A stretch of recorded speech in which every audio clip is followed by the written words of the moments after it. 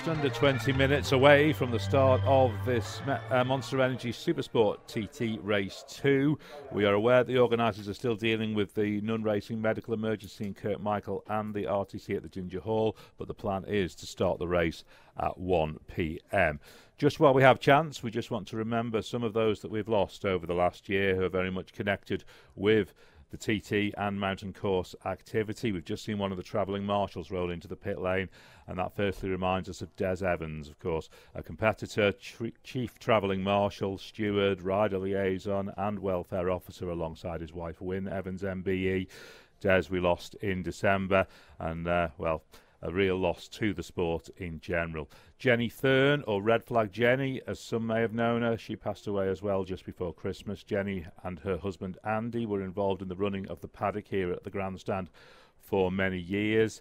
Then just more recently we've lost Bill Snelling, one of the great historians of the TT, one of the original MGP newcomers in 1978 when the class was introduced at the MGP. He's known as well, been known for his photo exhibitions that for many years visitors will have gone to around the island. He has one of the biggest archives that exists, and we all miss Bill. He used to always send me messages through the events, and yeah, so sad. Kevin Quirk as well, we lost just in April, a big founder member of the Joey Dunlop Foundation and the Mike Halewood Association, and a great supporter as well of the Simon Andrews Fund. And Mike Kelly, for MGP leading contender and a Manx Motorcycle Club member for many years as well. We miss them all. They've all got fond memories of, we've got fond memories of them all and all that they contributed to the TT and the mountain course. Let's head back down to the ground and get an update on what's happening down there from Chris and Beth. 18 minutes away from the start of the Monster Energy Supersport Race 2. 22nd place in race number 1 for the Darracor R6. Going to have a word with Kevin Keys, and I think he's buying something on eBay, I think, or something like that. Kev, 22nd in the first race. Can you make any changes to make it a bit more of a step maybe into the top 20? Yeah, we've made a few little changes there, and nothing too drastic, to be honest, because I was quite comfortable on it. So, yeah, done 119.9 there, so we want to get that 120 now, this one. What about on the big bike? Are you happy with that now? Yeah, really happy now. You know, the Darracor boys have done an amazing job getting me comfortable on it. I'm at the stage now where I don't want to try too much more. It's a long course, you know, and I'm comfortable on the bike, so I think any more testing we're going to do, we'll do it on circuit when we get away from the TT. So, no, I done 125 in it last night, which was... PB? Yeah, PB, and one of my hidden goals, so secretly now maybe the goal has gone up for the senior, but we'll see. Yeah, keep it at 125, just nice and steady and bring it home. Bit gusty out there, and a pit stop for the first race today. Yeah, it's a bit gusty now, looking at the wind there. Got caught out a little bit with the wind the other night on the big bike over Ballycry, so look, lesson learned, just try and manage it now and feel where it's coming from, and yeah, so just keep her steady, bring it back home. Pit stop at lap 2, so yeah, we'll just keep her chill and hopefully get that 120 this time. Good luck, Kevin Keys. Thank you very much, Wes. I'm here with Loris Meitzen, and just talk us through the Supersport race for you yesterday. First of all, how was it? The Supersport race, I didn't finish. I retired on lap 1, the first race 1. We had some bolt that came loose, and I dropped my gear lever, so I had to retire at Kirkmichael. I was on a good lap, so I was really gutted for that. So yeah, today I'm looking forward to this second Supersport race. I want to finish it. I want to make a good result and make amends for the DNF 2 days ago. So yesterday we had the first Superstock race. I finished it and I did my personal best lap. And I'm really struggling with the big bike still. So I'm really looking forward to this smaller bike. Looking forward to making a good result. Do you know, getting a PB though is quite something? Well, yeah, I joined the 120 club, so I did 121.1. So I'm really satisfied with that, but I want to do better. So hopefully by the end of the week I can improve on that, and yeah, next year improve on that, and next year improve on that, and hopefully get to 130. Well, do you know what? It's an ambition, and I have no doubt that you will achieve it. And you have got one of the most comfortable looking chairs here in Parc Ferme. You've got a great spot to watch everything that's going on. Yeah.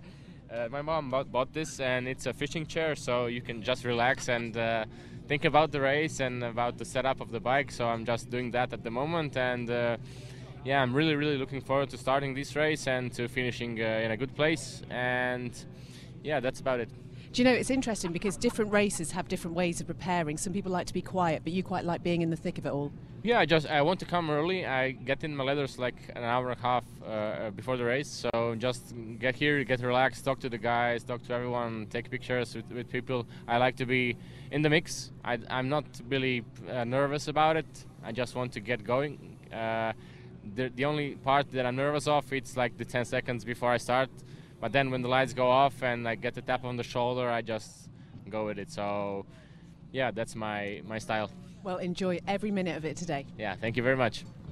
Getting busy up here now. Hello to the guys from Honda this morning. I'm sure they were celebrated late in the last night. Nathan Harrison's just popped himself up here as well. We've also got Joey Thompson, who's just walked up here too. And you're interesting, Beth, when you speak to all the riders. You heard from Kevin Keys, you heard from Loris just saying then, goals, but then they want more goals, then they want to step up another mile an hour. They think, oh, I can do 125, that's my goal. Oh, I might do 126, I might do 127. You got to think about it, it's only his second TT. So yeah, they've all, no matter where they are on the start line, they've all got goals, haven't they? David Johnson, quick word, David, good morning. Afternoon even, my boy. Is it afternoon, is it? Yeah, it's all good. Form's good for you? So far so good. This one's never going to be the best for us, but a big dude for a little bike, but I'll do what I can. It's been a struggle to stay in people's slipstreams even here, so we'll see how we go. Just roll the punches. Hopefully Dean don't pass me too early. Because you and John have spent a lot of time on track together as well. I mean, I know you've been here a long time. John's been here forever. Are you learning anything from John on the big bike? Yeah, a little bit. I enjoyed riding with him on the 1000 on the superbike yesterday. I wish if I did get caught behind, I couldn't quite pass safely. There's times I could have tried a silly move, but it's not about that, is it? The Kawasaki down the straight just couldn't sort of get the legs to do it safely. But yeah, I did. It's sort of a mixed bag with that one because I really do enjoy riding with John. I'm riding now, I'm thinking, fuck, excuse my French. This is John McGuinness in front of me, and I'm riding around enjoying myself with him. But then I also wanted to make a move and try and carry on. But yeah, it is good fun. I'm definitely learning bits. It's very strong under brakes, that's for sure. Well, what about you being a big lad? Look, Connor's just walked past us there.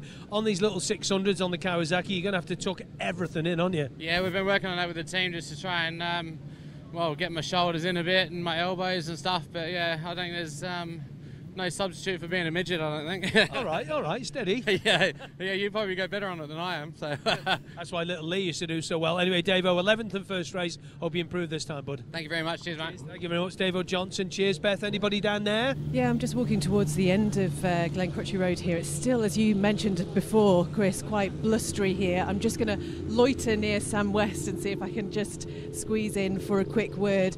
You've had a bit of a better week than you had earlier. Oh, he's just having a quick chat with somebody, just turning off the bike, bless you. How's your week gone then? Because you had a 14th, wasn't it, early in the week? Yeah, went from 46th to 14th in the Superbike race, which sounds great, it's okay, but it's so difficult starting back here. And I've only got myself to blame, I didn't qualify well enough, we had problems with the bike, everyone had problems with the weather, but it's so frustrating to be back here on the grid, and then, the race times don't change, sorry, I can't hear over that, the race times don't change our qualifying position. So you can finish 14th, but I'm still going to start the next one in 47th place. And that really, really ruined my Super Stock race yesterday. I actually, I'd made up 25 places in the first sector alone. I caught the two lads in front of me. I couldn't make a move stick. I lost my rhythm, I lost my flow, I got frustrated. And yeah, sort of sacrificed the race really for poor qualifying. Oh, it's so frustrating, isn't it? But, the weather's been against us. There's been a whole host of other little issues and whatever. And we were just talking about the fact that even though, by the sounds of it, that is a fantastic achievement, it's still not enough for you. No, it's never enough, is it? No, it's only enough for the man who wins. Second is first loser, and I was 13th loser, so we've got to try and improve that today, definitely. Hope you have a good one, Sam. Thank you. Yeah, a lot of traffic to get through there, and Mike Booth will just bring you in on this, Mike. And if Sam's a good rider, we know that all these riders are good riders, but if he's got a bad start position on the grid, he's got to get through traffic and maybe riding with riders he never normally would ride with. Yeah, you're right, and that's why qualifying is so important. I mean, the top 20 at the TT races all start in the order of the numbers, but outside the top 20, the guys start in the order that they've qualified. And if you haven't had a good qualifying week, for whatever reason, that might be because you've been concentrating on the other bikes, or because you've had certain issues, or maybe you've had a little bit of a slip-off or something. If you've not got the timing that you want to, you are going to be starting a lot further back than you would normally start, which means when you start the race, there's a lot of other riders in front of you that you'll catch them up by catch the 10-second gap up, and then you've got to fight your way past them. And one or two riders, it's fine, but if like Sam had to do then, and you've got a big handful of riders you need to catch, it really does affect your lap times and therefore your finishing position. Thank you. Yeah, thank you very much, Mike. Yeah, just being collared by people all the time, asking questions, what are conditions like up there? Because even though they've told you to stop engines, with this breeze, you struggle to hear what was being said there. Lots of little places around there, but we are good to go for 1 o'clock. Let's hear from local man Paul Cassidy, who is with Beth Espy. And Paul, in race number 1, finished 37th. Beth? Yeah, he did finish 37th in race 1. Paul, I hear you haven't been feeling too good this week. No, to be honest with you, we've managed to catch the flu. One of the team members came over, obviously from the UK, on the boat, and I think that's where he's caught it and then give it to everyone else in the team. So, feeling a little bit better today. Didn't quite have any energy to hang on to the big bike yesterday, to be honest with you, so just use that as a practice. Got on the twin, enjoyed the twin ride, and yeah, just trying to sweat it out of me at the minute. Do you know, I can't even imagine what it's like feeling as rough as you clearly have done and yet still going out there. Yeah, it's just one of them, and it only comes around once a year, so you make the most of it and just focus on it. You don't focus on anything else. You don't even think you've got a cold, to be honest with you. It's just the fatigue you need to have, get the vitamins in you around here and that sort of stuff, just to hang on to the bikes, really. And so in terms of the first race then and how that went, was there anything that you're taking on learning for this one? We've changed the rear shock spring and length a little bit, so we've made it a little bit stiffer. It was too soft. Other than that, I'm learning a new bike, so we've basically just bought a new 600 Honda, and we did 2 laps at Derby round on it just to get a feel of it, and then it rained. So the first time we really got down on it was going down Braille on the first night of practice. Flipping heck. Right, Paul, hope it goes super well for you today and that you're feeling much better. Cheers, thanks very much. Yeah, just going to stick with the Max feeling. Didn't get a finish in race number 1. If we can, he's just talking to Simon and the boys from the John Burroughs RK Racing team, and having a few problems with this Ducati. First time he's obviously ridden it here, being a Honda for many, many years. Connor, disappointment in race 1, but what about race 2? Changes made? Changes good? Or don't you know yet? Well, we finished, I think, with the 6th fastest bike on the track in the last lap, the first race. So, look, I'll just go give it the best shot. That's all I can do. Good on the big bike, though, and the super stock. Blustery today, though, isn't it? Yeah, so we got a few little deflectors on the bike today, try and keep me out of the wind. But, yeah, it is windy, but same for everyone. How are you finding this now? You getting to grips with the Ducati? I think so, yeah. The last lap the other day on the Supersport race was, yeah, I just sort of let it flow a bit more, really. But every day's a school day. Connor, good luck for today. Thank you. I'm here with Mikey Evans. Have you stopped smiling yet after yesterday? Have you stopped smiling after yesterday? No. It's yeah. Still can't quite believe it. So yeah, it's mad. Oh, well, we were just so pleased, and the reaction that you got down there was just phenomenal as well, seeing everybody around the course just waving you on. That must have been really quite something, and on your birthday. I know, yeah, it's just magic. I mean, yeah, a few people said, had a lot of support around there, seeing people waving, obviously, when I went onto the podium and down in the fan park. Yeah, it was amazing, and just want to say thanks to everyone for supporting me so much. I never knew people like me that much. How aware are you when you're going around the course, obviously at such speed, that people are there waving? Just the odd places, you know what I mean? There's a lot of places where you kind of got to concentrate on what you're actually doing, but you see people hanging over the hedges and waving. I had a few mates out at Union Mills there, gearing me up. So, but yeah, I just wanted. It's a TT course. You're not back until you're back, kind of thing. So you have to try and just not get overexcited and just hold yourself back until you actually cross the line, basically. But yeah, no, it was great. I wish I had filmed the guys in the Dafabet tent actually as they were listening to the race. It was really quite something to watch. But then you've got this to focus on now. What's the plan for today? Yeah, it was tricky last night. I just wanted to kind of have a bit of a blowout, you know what I mean? I was that happy, but you've got to concentrate on the job in hand. Another race today, so you can't get overexcited. It was unfortunate the other day. The bike overheated, but the guys Smith's guys have done an amazing job and swapped engines. So we'll try again today. This wind's not really helpful. I'm not a massive fan of the wind. But yeah, I'm just going to try my best and see where we end up. Best of luck for you. Thank you very much. Yeah, I was going to grab a quick word to the Malenko by Padgett's rider, the My Cool Man rider, Davey Todd, but he's just in TV conversation with Lee Johnson at the moment. Josh Brooks is just opposite us here now. Josh, of course, riding on the number 7 bike, 5th in this race on whatever day that was on Monday, just about to put his lid on. But maybe grab a word if we can. Josh, oh goodness me, it's not getting easier getting down this far. Josh, 5th in race 1. Can we move up a wee bit in this one, or how you feeling? Yeah, I think so. I've been analysing sort of my history of racing here. I always do a very slow compared to everybody else first sector. I don't feel like I'm going slow. I always feel like I'm putting the effort in, but lap time wise it's always slow. The first like to Glen Helen's really poor. So I want to try and improve that, and then hopefully the rest of the race will carry on from there. That's really all I can do at this point. Setup changes, any made? Happy? No, the bike felt really good the other day. Following Davey around for that lap and a half, the bike was really good. Everything was fine. I think Davey put a really good first sector in, and when he saw maybe P4 on the board, I can only imagine he's rolled off, because I was able to stay with him really easily. Where he caught me up so quick, you'd think he would just disappear. But I can only imagine he had a problem, or he rolled off when he saw that he already was off the podium. Well, good luck for today. Good luck for today. Oh, thank you. Thank you. You're very welcome, Josh. You got your earplugs in, I know. So have I. Got voices in my head and everything is weird. Thanks, Josh. Cheers. Thanks for your time. Let's hear from Rob Hodson, podium man from yesterday, and he's with Beth. He certainly is, just getting ready for this. And Rob, you were saying you weren't feeling great yesterday, which is amazing considering that podium position that you got. How are you feeling this morning? Yeah, not too bad, thanks. We're feeling a touch better. Like, just had a bit of some sort of chest or throat infection, a bit under the weather. But yeah, once you set off down Bray Hill, you don't tend to remember about that stuff. So yeah, when we'll set off and see how we do. And in terms of what happened with the first race and this one, any changes made? No, none. Well, maybe a gearing change, that's all we've done. It wasn't quite pulling 6th gear on the SMTR6, so we've just changed the gearing. Hopefully we can get a bit more top speed out of it, and yeah, make my life a bit easier. I tell you what, the weather's interesting here, isn't it? That breeze is cold. Yeah, it's breezy. The sun's just gone in, so yeah, it's got to be a case of just crack on from the start and see. There's no number 14 in front of me, unfortunately, so no one to chase until, well, hopefully I can catch Dom or whoever in front of me. But yeah, it's just going to be a case of, yeah, go as hard as we can from the word go. Hope it goes really well for you, Rob. Thank you. It's interesting, and we'll just bring Mike Booth on this, isn't it? You remember when Dean Harrison could see the rider in front of him the other day? Do you remember that, when he could see him and he could tag into him? Do you remember that happening in one of the races? Is it that important to get somebody as a target? For some riders, yeah, I think certain riders really like that target, really like that character chase. It's something to kind of drag you on.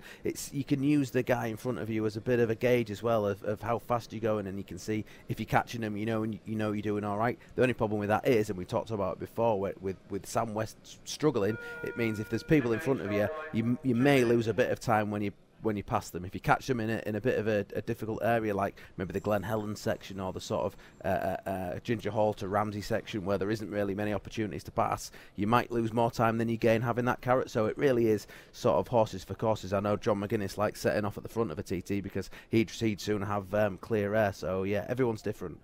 Going to have a little look at the board. Mike Booth, thank you very much for your thoughts. You'll be on comms with Chris Boyd. So the board basically says lack of adhesion through Quarterbridge, damp patches, the 27th milestone, also Keppel to Cates, and it is a 4-lap race. There'll be a pit stop after lap number 2, and Paul Jordan, and he could probably just pick up a little bit of the breeze there, just hitting the microphone as we go through. It's Monster Energy Supersport TT race number 2. Paul, of course, didn't finish race number 1 on the Jackson Racing Machine. Let's hope he can on this one, will Paul Jordan. To take them away from the line is Mike Booth and Chris Boyd. Thank you very much, Chris. Thank you, Beth, for doing the roundup of the interviews down there.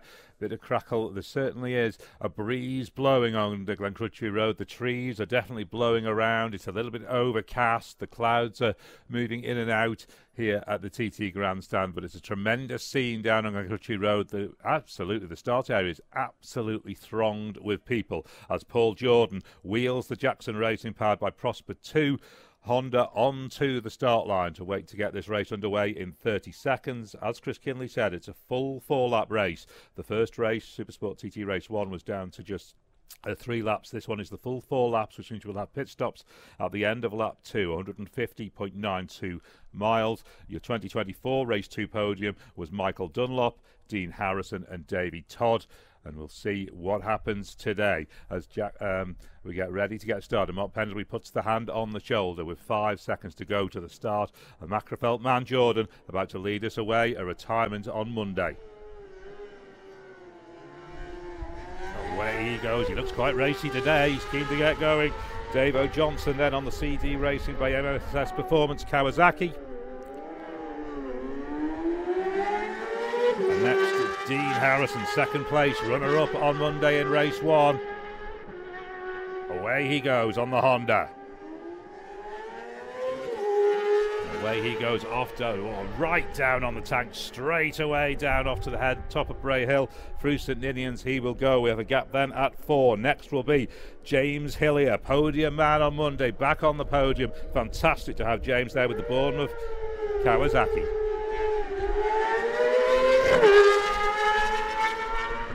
Sounds sweet, that Kawasaki. Next up, Michael Dunlop on the MD Racing Milwaukee Ducati.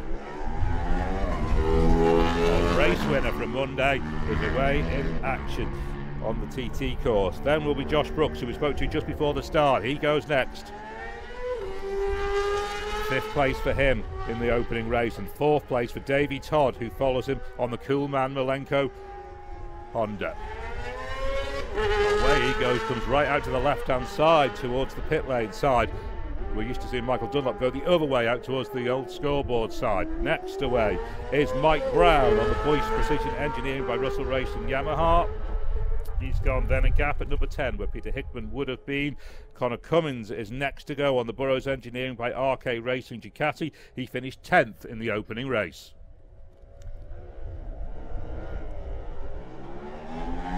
Then it's Ian Hutchinson, who also had a top 10 finish on Monday on the MLAV Racing Yamaha. Followed by Dominic Herbertson, 8th place in the opening race on the HRRC Ducati. He gets the flag drop and away he goes. Leaders are already making their way out towards Union Mills and then on from there out towards Glenvine as we have a gap at 14 before Rob Hodson, yesterday's podium man, will be next away on the SMT Yamaha. Gets the flag drop for the Wigan rider. James Hine put a sensational lap in yesterday on the Stocker. He was 4th fastest in the race. The North Links component Suzuki gets away on the Supersport. Then it'll be Sean Anderson, who didn't start the opening race on the Butterfields of Skipton Suzuki. Nathan Harrison, of course, just missed out on the podium in that opening Superbike TT earlier in the week on the H&H Motorcycles Honda. And a gap at 20. And Nathan about to go now. Nathan goes, then we will have a gap at 20, and then it will be Gary Johnson. Michael Evans, of course, got away at 18. So it was Michael Evans, then Nathan Harrison. Next away will be Gary Johnson back at the TT, the Broughton rider. He was 16th in the opening encounter. Waiting for the tap on the shoulder as the sun bursts out onto Glen Crutchley Road. Fantastic to see. Jonathan Getzi, he's been impressing all week, the Frenchman. He was a retirement in the first race on this one, but he's done well in the other classes. He's on the Optimark Ducati. As you can tell from the different sound entirely. Joey Thompson then, the York rider on the 74 Racing Yamaha, will go next.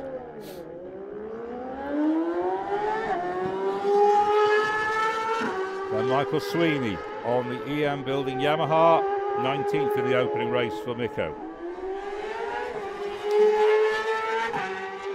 Baz Fairbairn next to the line on the Clem Davis Kawasaki.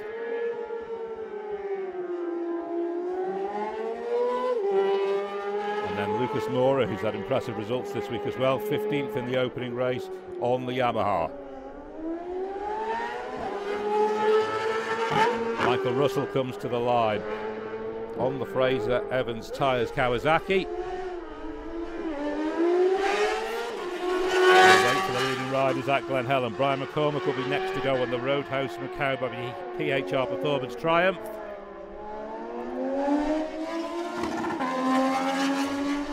Adam McLean next away on the Yamaha. Plenty more to go off the line. 51 starters in this race, but the leading riders, I think, Mike, are through Glen Helen. Yeah, we've just seen on the live feed Paul Jordan riding through Glen Helen. His time pops up. We wait to see where he's in the standings. Dean Harrison in the lead at the moment in front of Paul Jordan, but of course Michael Dunlop, the winner from 2 days ago, is still to arrive. Dean Harrison has caught David Johnson on the road. Dave, though, is slotted in behind Dean. He might be using Dean as a bit of a slipstream to pull him down the Cronkivody. As you say, for Dunlop in particular to arrive, and also Davey Todd to see where they factor in. Dunlop does a ride and shows us the leader by 1/4 of a second from Harrison. We're waiting on 1 or 2 more to come in. Just these first 5 or 6 riders through Glen Helen at the moment, as we see Dunlop away off up through Sarah's Cottage. He's not hanging around this time. No, he's absolutely not. Like we've said before, we've seen him steady away a little bit in the first lap or two and then pull the pin at the end of the race. Well, it looks like he's already on a pace to certainly be on the podium, and with only 1/4 of a second in front of him to Michael Dunn. With only 1/4 of a second behind him to Dean Harrison, it looks like the race might be on for the rest of at least this lap. Harrison in the first race got the lead up to about 6.5 seconds from memory, lost a little bit in the pits, and then Dunlop really turned up the wick in the second part of the race. This time, right from the outset, Dunlop on the Milwaukee Ducati leads by 1/4 of a second from Dean Harrison. Davey Todd has arrived at Glen Helen and slots into third, just 1/10 of a second down on Harrison.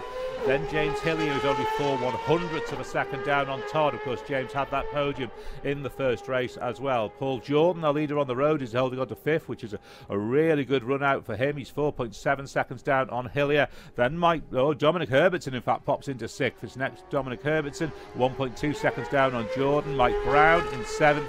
Josh Brooks is in 8th. Then Ian Hutchinson shows 9th. Connor Cummins 10th. And Dave O'Johnson 11th of those through Glen Helen so far.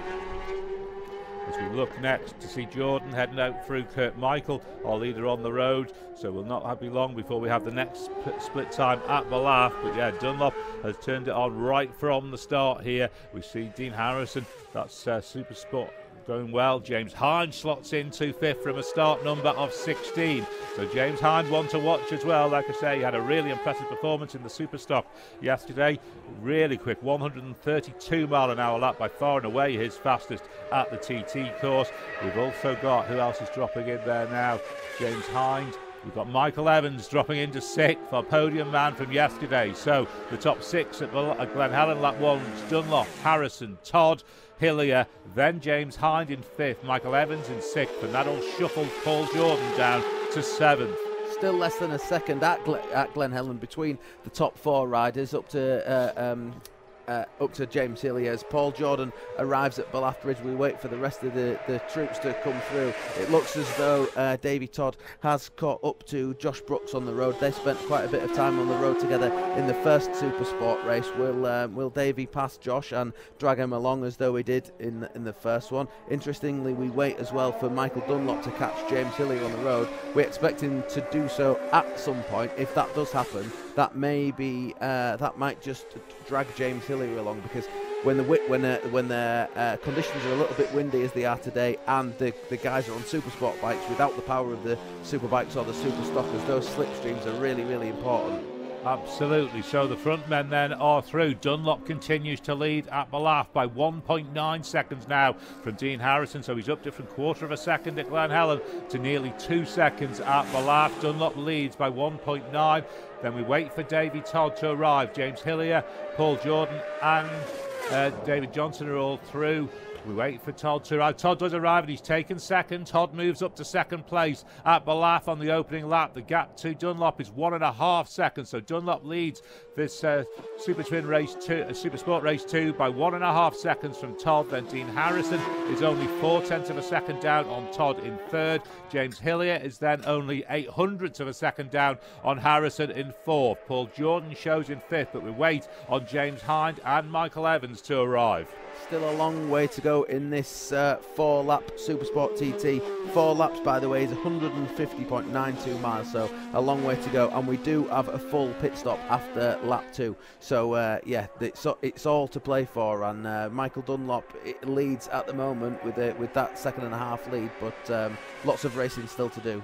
Absolutely, we're waiting for these later starters to come into the order. Ian Hutchinson has just arrived through Ballath. He's the latest of the starters to come through so far, so about 30-40 seconds to wait to get James Hind, and then another 20 seconds onto that to get Michael Evans, both of whom were holding top 6 positions at Glen Helen. At the moment then, Dunlop, Todd, Harrison, Hillier, Jordan. Then we've got Dominic Herbertson, who was 8th at Ballath. He is showing in 6th whilst we await the arrival of Hind and Evans. Then Josh Brooks, Mike Brown, Rob Hodson. In fact, Hind arrives and slots into 5th. He continues to hold on to 5th. We next await the arrival of Michael Evans, our podium man from yesterday in the Super Twins. Absolutely fantastic TT the Santon rider is having. Let's see where he drops in when he comes through, which should be in the next few seconds. In fact, Rob Hodson has dropped into the top 10 as well. He's in 10th place as Maggie Evans arrives and continues to hold 6th. So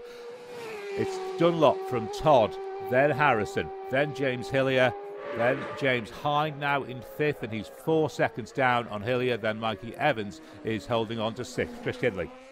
16th place to Glen Helen is Baz Ferber, number 34. Good start from him. Michael Russell on the 55 bike slots into 18th place. Great performance by 49 Lucas Moore. Again, he's in the top 20. 21st for 33 Mick O'Sweeney. 22nd for 24 Gary Johnson. 27 Adam McLean. He drops in the 23rd position, and a highest number through after that is 48 David Rigby. He drops into 29th place, but the leaders not too far away from Ramsey. Chris Boyd. Absolutely, they're not. We've got the first 2 riders through. We've seen Michael Dunlop here on the Ducati coming into Parliament Square. The foot drops off the peg, it doesn't go to the ground.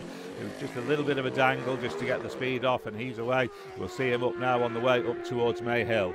Yeah, and this is just approaching the beginning of the mountain section where we'll really be able to let the stretch the legs of that Ducati. Again, he tops the speed trap times on that Ducati, 176 miles an hour down Sulby, which is absolutely phenomenal for a Supersport machine. And you can see how hard he's trying. He's using all the track, the bike's twisting and bucking and weaving as he approaches Ramsey Hairpin.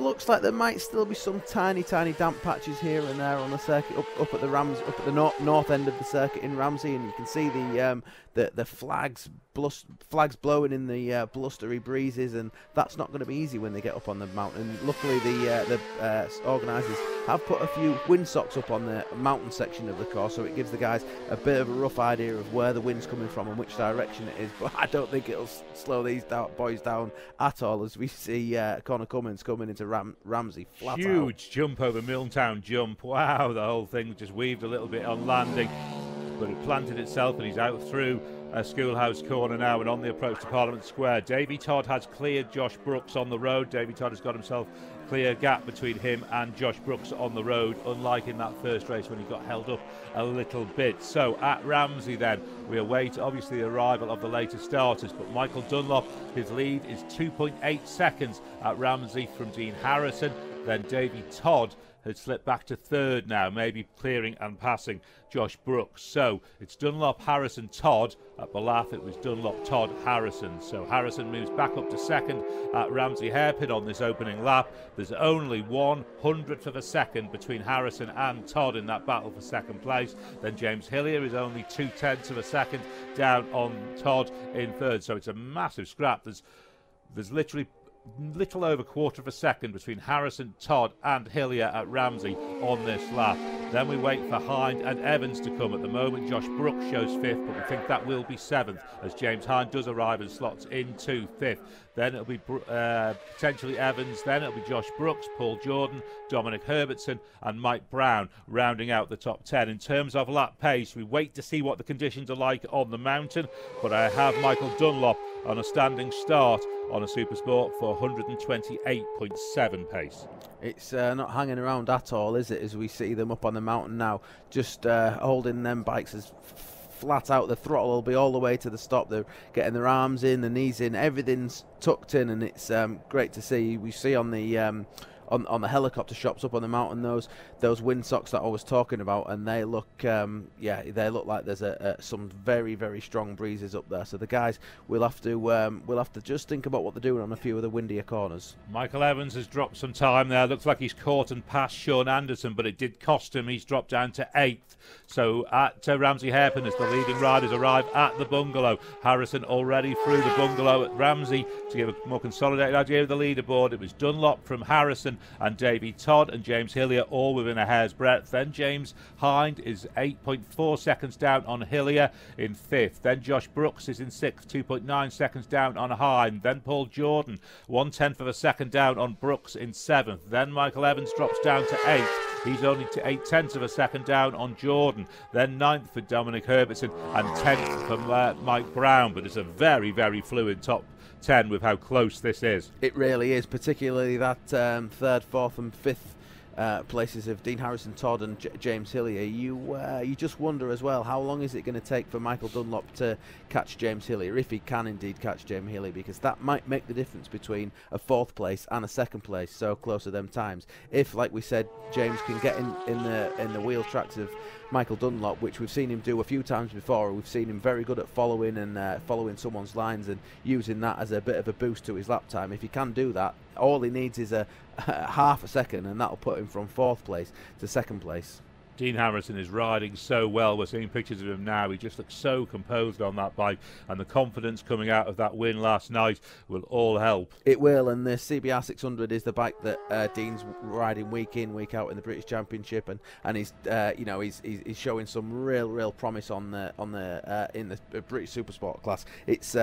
He's one of the riders that, rather than coming from the short circuit to road racing, which is a lot the way that a lot of these guys do it, he's actually sort of cut his teeth riding on the roads, and then he went to short circuits. But now he's as fast as a lot of, he's as fast as anyone on a CBR 600 in the UK. So he comes here taking that speed and taking the circuit knowledge and all his experience, and that's why we see him just riding that thing so comfortably and so fast. It is, as we said, very close in there. It's changed again at the bungalow. It's Dunlop leading now by still the same 2.8 seconds, but it's now James Hillier, who had the podium in the first race. He's up to 3rd on the Bournemouth Kawasaki, 1.7 seconds down on Harrison's Honda, and that is 0.2 of a second up on Davey Todd on the Kuhlman Malenko by Padgett's Honda.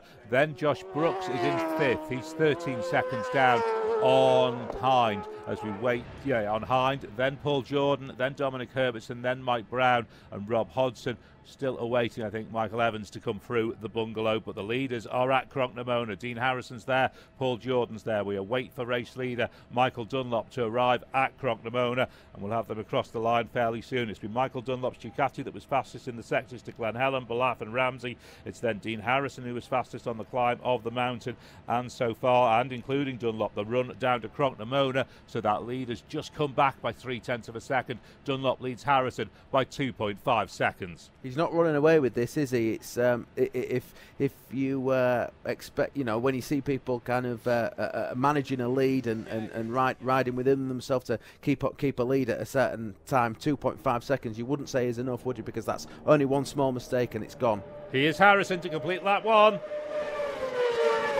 Here he goes. And Paul Jordan.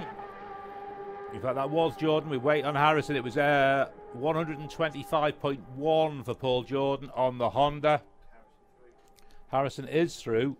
Looking for his time. It's not showing on my screen. 127.56 for Harrison. Not flashing up on my screen, but he's through. Also through goes James Hillier, 127.0. And Michael Dunlop. There goes our race leader, 127.79 that opening lap. So it did come down given the wind over the mountain. The leaders come down as well to 1.9 seconds. Dunlop leads Harrison at the end of lap 1 of the Monster Energy Supersport TT Race 2 by just 1.9 seconds. Great to see is Dean Harrison playing Michael Dunlop at his own game, giving him a sniff of the win and then turning the wick up as the race goes on. It's he'll be both boys will be keeping an eye on the pit boards, and that lead is after 37 3/4 miles to only have at less than 2 seconds, it's the race is on, isn't it? Dunlop caught and passed Dave O'Johnson, we think, and that may just have cost him that sort of half a second, crucial half a second it could become. We'll wait and see what happens as we go out onto lap 2. A long way to go. It's a full 4-lap Supersport TT Race 2 that we are enjoying here. It's still a little bit overcast. That sun has gone away again here at the TT Grandstand, and the wind is certainly still blowing, but we are racing at TT 2025. Dunlop leads Harrison by 1.9 seconds at the end of the opening lap. James Hillier is then 4.3 seconds back on Harrison, and that continues to be a big battle with Davy Todd. There's only quarter of a second between Hillier and Todd. We wait on James Hine to arrive, who continues to hold on to 5th place at Cronknamona. Then in 6th it's Josh Brooks. In 7th it's Paul Jordan. Then we'll wait Dominic Herbertson, who should be across the line shortly. He's holding on to 8th at Cronknamona. And there's 3 of them together across the line, and that was Herbertson, Ian Hutchinson, Herbertson and Connor Cummins, I think, all across the line there. So as we get to the bottom end of the leaderboard, we'll go down to Chris Kinley quickly. Yeah, Mikey Evans is through Cronknamona now, the number 18 bike. He slots in the 10th place provisionally at the moment. Rob Hodson is also there. Hutchie's just gone through. Sean Anderson is there too, but keep a little eye out on 55. Mike Russell and Baz Ferber as well, going really well in the lower echelons of the leaderboard as another rider comes across the line. So that's James Hines slotting in, yeah, confirmed there now for James in 5th. And on the road, if you just do the maths, Michael Dunlop is only 4 seconds on corrected time behind James Hillier on the road. Starting position 5 to starting position number 6. So we have Rob Hodson just gone through there now. Rob is slotting into 10th place on the SMT Honda. Yeah, Dunlop might need to try and clear Hillier in a big hurry, even though Hillier is in the podium place. And such is the battle between Dunlop and Harrison at the front end of this race. Let's give you those lap 1 speeds again then. 17 minutes 42.899 for Michael Dunlop, 127.79. We had him on pace for 128.2, so maybe the wind over the mountain just affecting them a little bit. Dean Harrison second fastest, 127.560 miles per hour. James Hillier 127.0.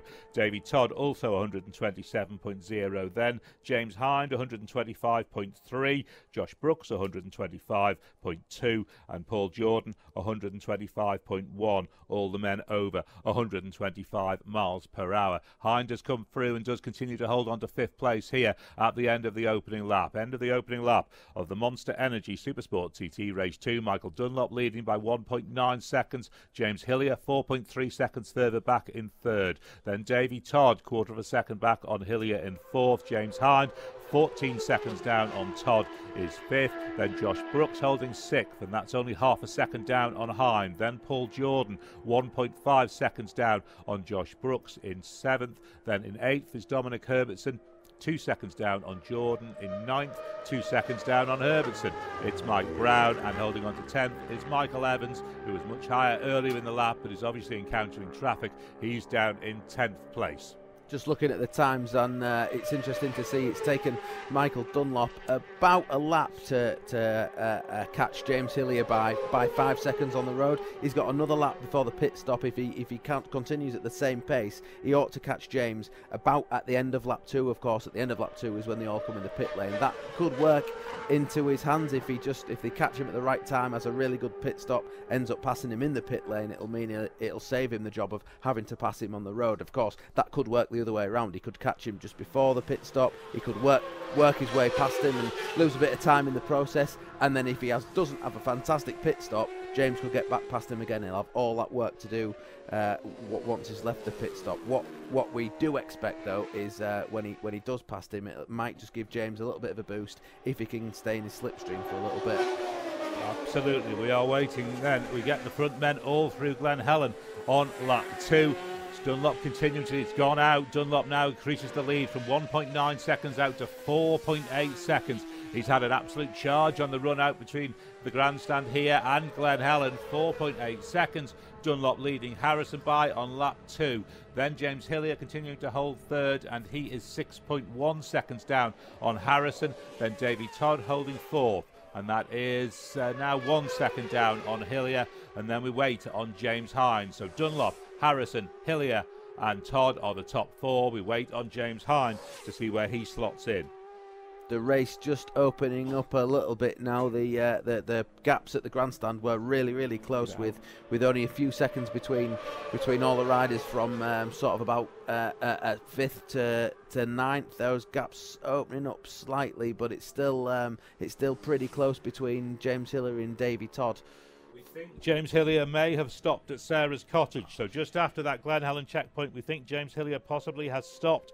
We'll wait for further news on that. We also have news from Race Control that Lancelot Unisart was off at Sulby Bridge, rider okay. So Lancelot Unisart came off at Sulby Bridge, but the rider is okay. But that would be such a shame for Hillier if he's out of this podium battle, having made the podium in the opener. It really would, yeah. Podium in the first one, and then a podium position, and what looked like a potential podium finish in this one. I would be absolutely gutted for James, as I'm sure plenty of people around the mountain course would be, if we didn't see him finish this race through what sounds like maybe a mechanical.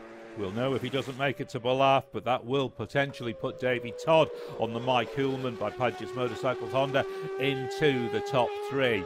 At Glen Helen then, James Hind has now arrived, so behind that Dunlop, Harrison, Hillier and Todd battle, and we wait to see what happens with Hillier. James Hind slots into 5th, 15 seconds down on Davy Todd, and Paul Jordan is 1.1 seconds down on him in 6th. Then Josh Brooks, Dominic Herbertson, Mike Brown and Mikey Evans rounding out the top 10. Chris Kinley, what have you got?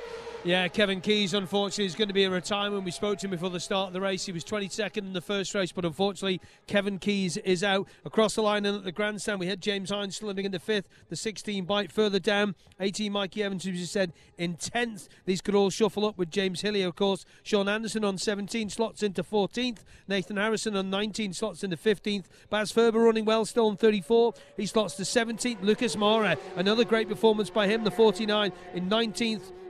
23 Joey Thompson completes the top 20. Then it's 33 Mick O'Sweeney, 27 Andy McLean, 24 Gary Johnson, 55 Mike Russell, 28 Jonathan Gotchke, 32 Brian McCormack and 48 David Rigby.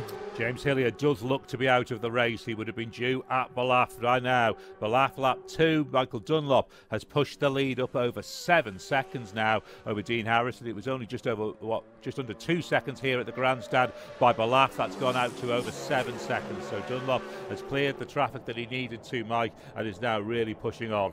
Yeah, he is. It just looks like there's no stopping him, does there? I think it did look as though Dean Harrison just was maybe pulling something out of the bag and was going to take the fight to him on the second half of that last lap. But whether or not Michael Dunlop's got a pit board and been made aware that he had a fight on his hands and is just stretching the cables that little bit more to extend the lead, it's working, isn't it? Because a 7-second lead on lap 2 of a Supersport race with no sign of that reducing is impressive stuff. James Hillier is confirmed as a retirement, mechanical issue on the Bournemouth Kawasaki, so such a shame for James Hillier. Gary Johnson is also out at Braddon Bridge. Yeah, Gary Johnson at Braddon Bridge. So at Ballaugh then, Michael Dunlop by 7 seconds from Davy Todd. From Dean Harrison, then Davy Todd in 3rd, and we continue to wait the arrival of James Hind, who should be due there.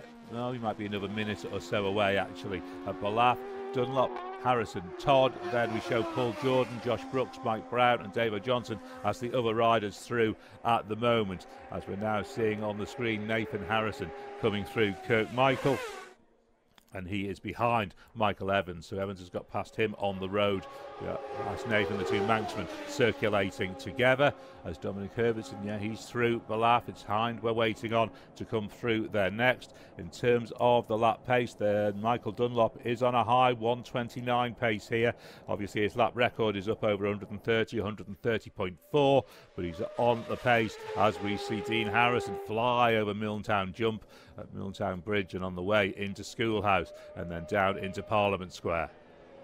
Takes a tear off there by the looks of it. I wonder how what the situation with flies is on the mountain course. Of course, when we get a bit of sun, we've had a bit of rain, the flies can be quite bad. So these boys will be looking for probably a new visor when they come in to the pit stop at the end of this lap. Of course, Craig. the pit stop in Monday's Supersport race was after lap 1, and so they only had half a fuel tank to fill. This is a pit stop after 2 laps, so we are expecting these pit stops to be a little bit longer. Oh, as we see Michael Dunlop have a bit of a moment on the exit to Parliament Square there. Looked like he got on the power just that little bit too aggressively, and the Ducati snapped from one side to the other, had him out of the seat, but I don't suppose that'll make him shut off in the slightest. It doesn't look like it has. Oh, wow, what a moment for Michael Dunlop. But yeah, we next see Davey Todd arriving into Ramsey as well. We have the first 3 riders. In fact, Dunlop is now through, and it's gone out to over 10 seconds. Dunlop now leads by 10.3 seconds from Harrison. We wait Todd to arrive next. We've just seen him into Parliament Square. But yeah, it was a full-on dangle by Dunlop there, wasn't it? Yeah. It's you can see he's really trying.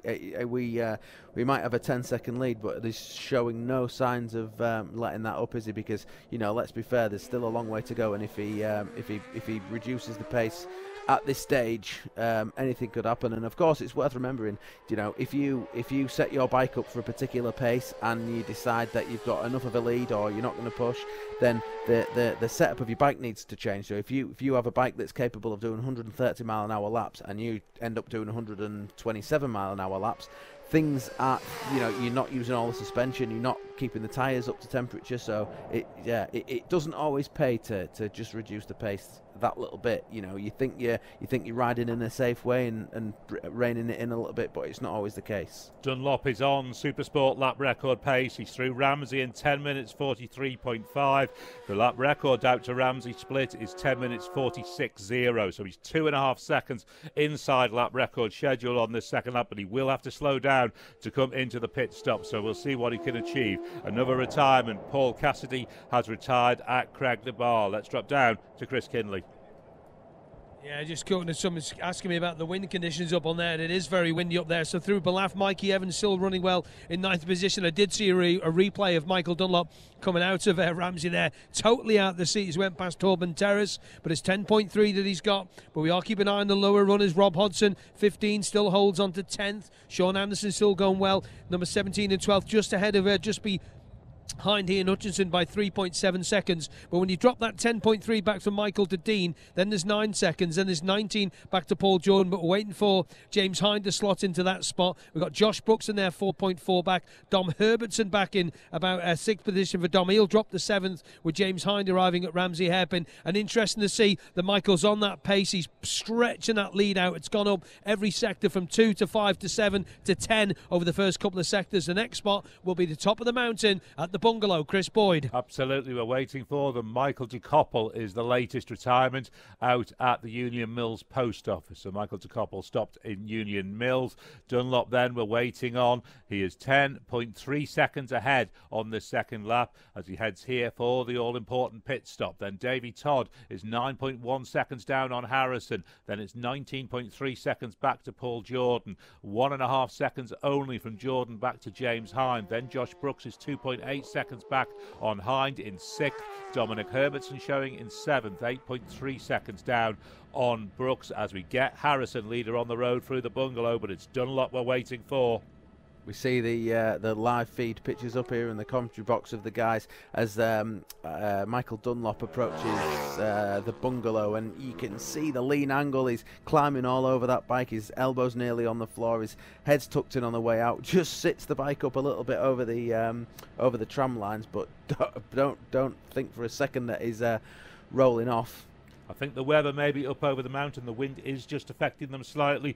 The lap record split, it's about 5 seconds slower than the lap record split, just the Ramsey to Bungalow. So it must be weather related. It must be the wind up there. That's just not Michael Dunlop down off that lap record pace. He's down to 130.0, which is still cracking on, it has to be said, on the Supersport. And he has to slow down to come into the pit stop. But the lead, even with that 5 seconds slower sector time than the record pace, has gone out to 13.3 seconds. So he's added another 3 seconds to the lead on the climb of the mountain for the second time. Dunlop on the Ducati leading by 13.3 seconds from Dean Harrison. Then Davey Todd now 7.9 seconds behind Harrison. So 20 seconds between the front three. And then we wait on James Hind to arrive. In fact, we've got Paul Jordan through as well. Obviously, he was 4th at Ramsey, so he will continue to hold 4th, 22 seconds down on Todd. But Hind was only 1.5 seconds behind him, so we'll see whether Hind can do anything about that at the bungalow. Yeah, you'd think that was definitely conditions, wouldn't you, that was slowing Michael Dunlop down over the mountain section, because it looks like it's slowing a lot of the riders down. He might not have been on the same pace as he was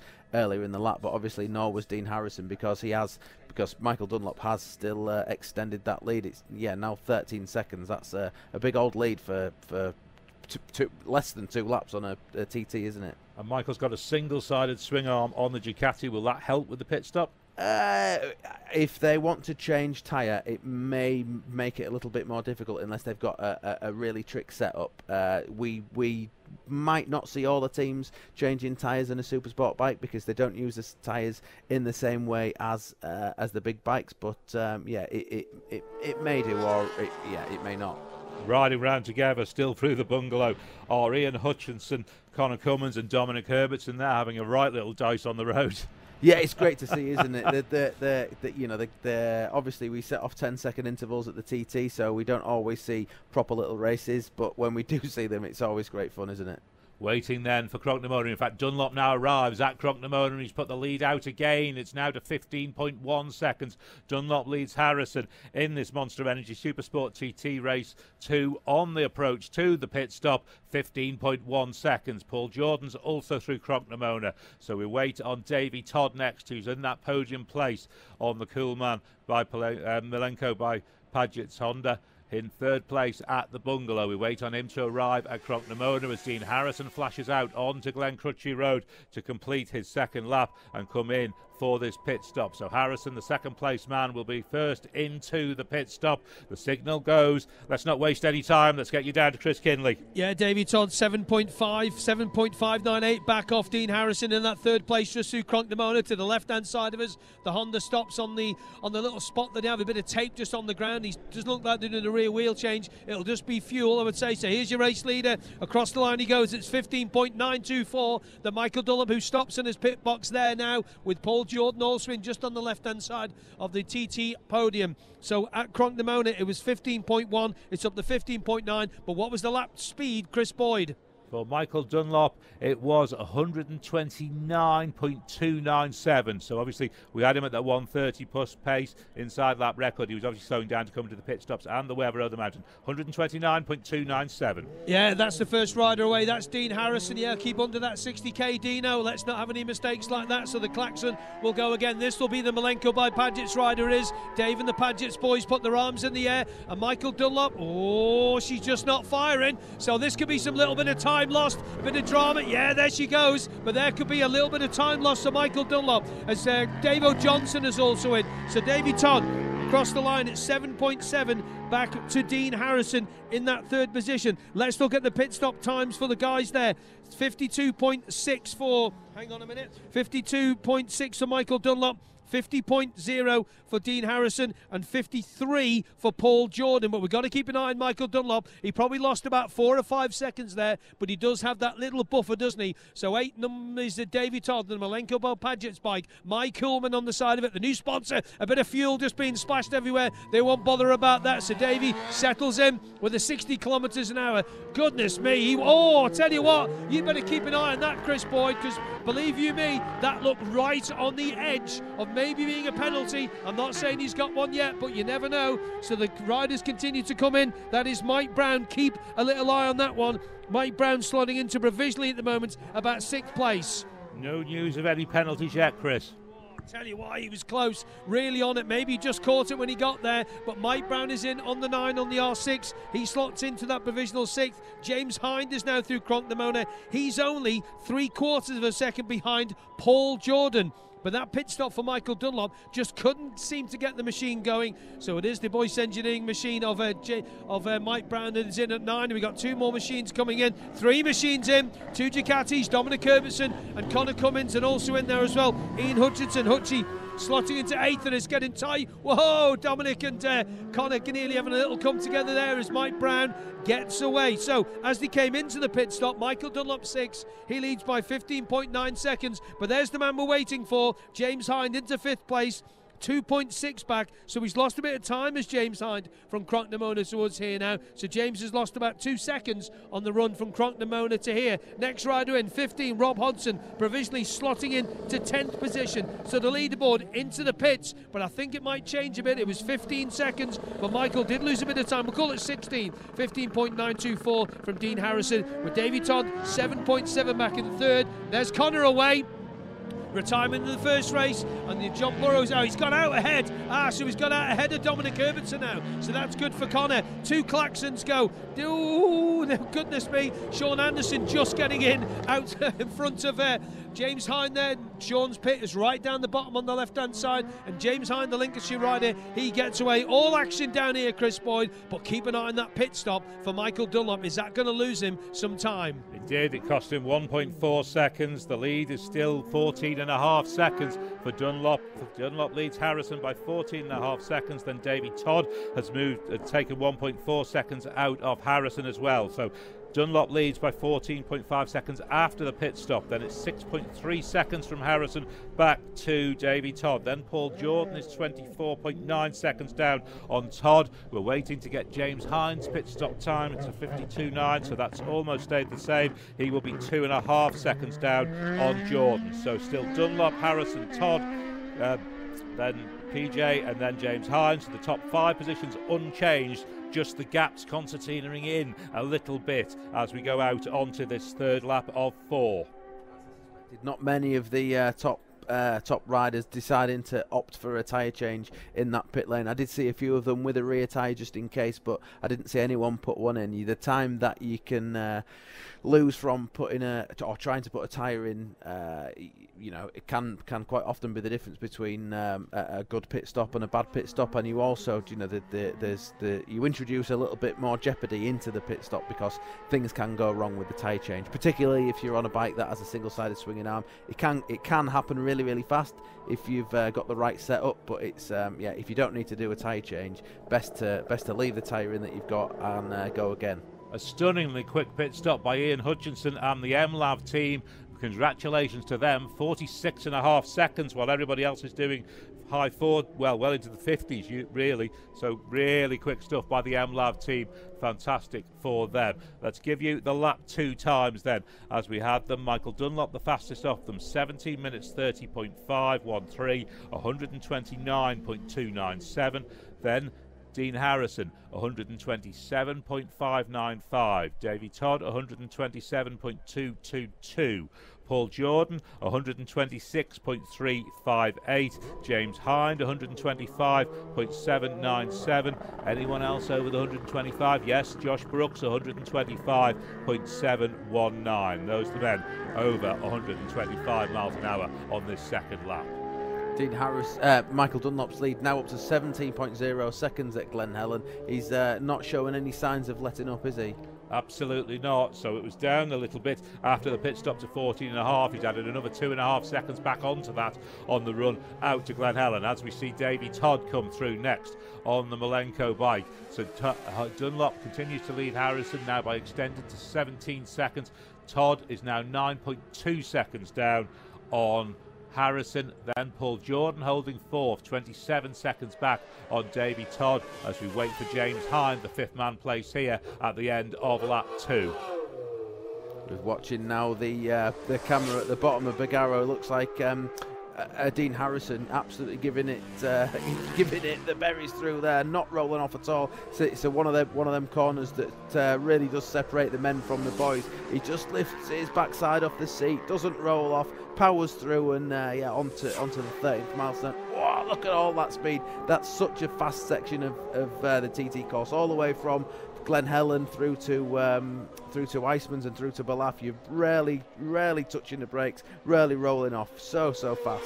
Plenty of action out on the TT course, but there's still plenty of action in the pit lane as well, Chris. Yeah, Darryl Tweed in 23rd position as he came to the grandstand in for his pit. Dave Rigby's also in number 48. He's in 26th, and just ahead of him in the pit stop there is 43 Ermo Castamo. He slots into 25th position. Also in and out Joey Thompson with a pretty good pit stop, those guys. And keep an eye on Lucas Moore of 49. He's slotted into into 17th place, and Mike Russell on the GSXR Suzuki, 21st place for the number 55 machine, as we have another machine just coming across the line, 53, John O'Perry in for his machine on the Gordon Huxley machine as that man Darrell Tweed, two riders go off together. That'll be fun, won't it? That's Irmo Costamo and Dave Rigby, and they've just got Darrell Tweed just in behind him, and one more rider just coming in there. Didn't just catch who that was. I think that's Sam West on 26. It is young Sam. Where does he slot in? 24th position. Joe Yearsley has stopped at Signpost Corner on the Spin Arena Yamaha. That has to potentially be running out of fuel, doesn't it, Mike? I mean, it's it can happen. Unfortunately, you need to fill these bikes to the very, very, very top with fuel to get round. And when we do have a breezier day like today, if there's a headwind down some of the straights, you end up using a little bit more throttle, a little bit more fuel, and it's easy to run out of fuel. Yeah, and I'm just hoping that the MLAV team put enough fuel in Hutch's bike. It was a particularly fast pit stop when you're that much quicker than everyone else. Is there a reason for that? Was it just really slick? Have they got a filler that's a little bit faster than everyone else? These fillers are all tested, and they all fill these bikes to within a fraction of a second, so that shouldn't be the case. Hopefully they're putting enough fuel in and we see Hutchie finish this Supersport race. The leaders are out through Balaf and on the way up towards Sulby. Michael Dunlop now leading by 18.6 seconds, so he keeps just pushing this lead out sector by sector on the Milwaukee Ducati over Dean Harrison's Honda. 18.6 seconds that advantage. We wait on Davey Todd to arrive. Paul Jordan, who's holding on to 4th place in the race, he is also through. Obviously he went away first on the road. As we wait on Todd, who gets there right now, and he's 10 seconds down on Harrison, so that lead's just sort of stabilising in those sort of 9-10 second region at the moment between Harrison and Todd for that 2nd and 3rd place, with Jordan then 29.5 seconds down on Todd, and it'll be James Hind we will wait on next. David Johnson also out through Balaf on lap 3 of 4 in this Monster Energy Supersport TT Race 2. It won't be long, will it, before Michael Dunlop is within 10 seconds of Dean Harrison on the road. Of course, they set off 30 seconds apart. He's now got a lead of 18 seconds in the race, so 12 seconds difference on the road.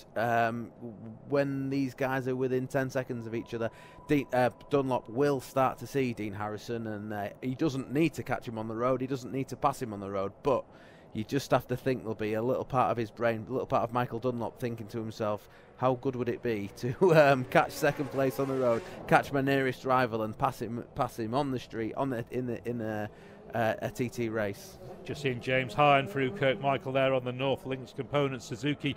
It's looking well settled through Kirk Michael. This is an impressive ride by James, isn't it? Yeah, you're not wrong. He's he set the world on fire a little bit when he first started to come and race around the mountain course, and he's gone from strength to strength, hasn't he? He's had some fantastic rides all through the week, and this is another one.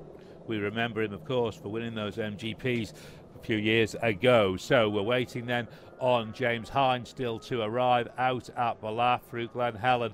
He was 2.5 seconds only down on Jordan, who is in 4th place. So we're waiting on James Hind to get out to Balaf to give us a proper idea a little bit further down the leaderboard.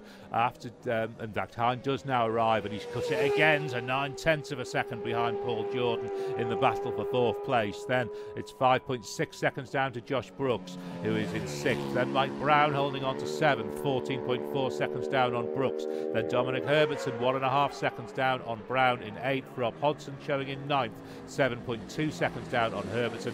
Ian Hutchinson with that super quick pit stop is 1/10 of a second down on Rob Hodgson in the battle for 10th, and Connor Cummings holding on to 11th, as we now see Michael Dunlop make his way up May Hill into Cruikshanks and then onto White Gates. We'll get him up through Stella Maris. The drive up through Stella Maris is exactly where we see Dean Harrison now, so that's how far apart they are on the road. Harrison is at the hairpin. Dunlop will be any second coming into view at Stella Maris. There he is now. He arrives into the hairpin, so there is nothing really much between them. He's got the gap to about 8-9 seconds maybe on the road.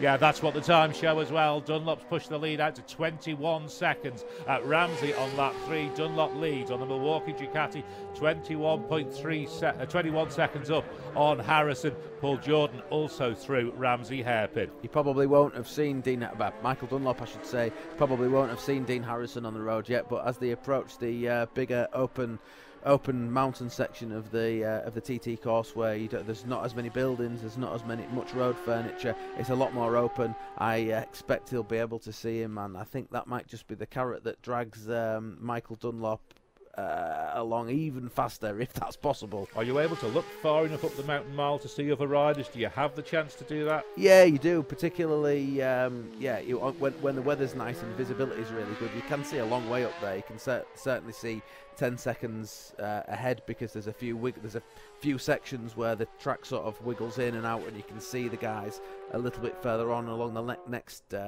corner, and particularly along the mountain mile and a few bits like that. So yeah, it's definitely possible for them to see, and I think he's only catching him. So by the time they get to the end of this lap, it might only be a few seconds in it. I'm thinking coming out of the Cregner Bar at the end of the mountain section, I bet he'll be able to see Dean Harrison before he tips into Brandish. Right, absolutely. News of another retirement, a South African rider, Alan Venter. He also retired at Signpost Corner. Could be fuel again. So we've got two riders stopped at Signpost Corner. Joe Yearsley, Alan Venter, both on the way into the pit stop. Yeah, really sad, isn't it, to get retirements at the TT? But unfortunately, to finish first, you've got to finish. To finish third, fourth, fifth, sixth, to finish, any position you've just got to finish, and it's a hard slog getting around here. Whether it's a fuel issue, whether it's anything else, it's tough on the rider and it's tough on the bikes. Cummins, Hutchinson and Herbertson still, despite the pit stops, they came into the pit stops together, they've gone out of the pit stops together, they're all the way up into Ramsey, and they're still all circulating absolutely together. They are, and we just saw Ian Hutchinson land off Milltown jump there and get the thing a little bit crossed up. That might have been a bit of a wind pushing him offline, or a bit of turbulence off the back of Connor Cummins' Ducati. Of course, Connor, one of the tallest TT riders that we've got at the minute, he is going to.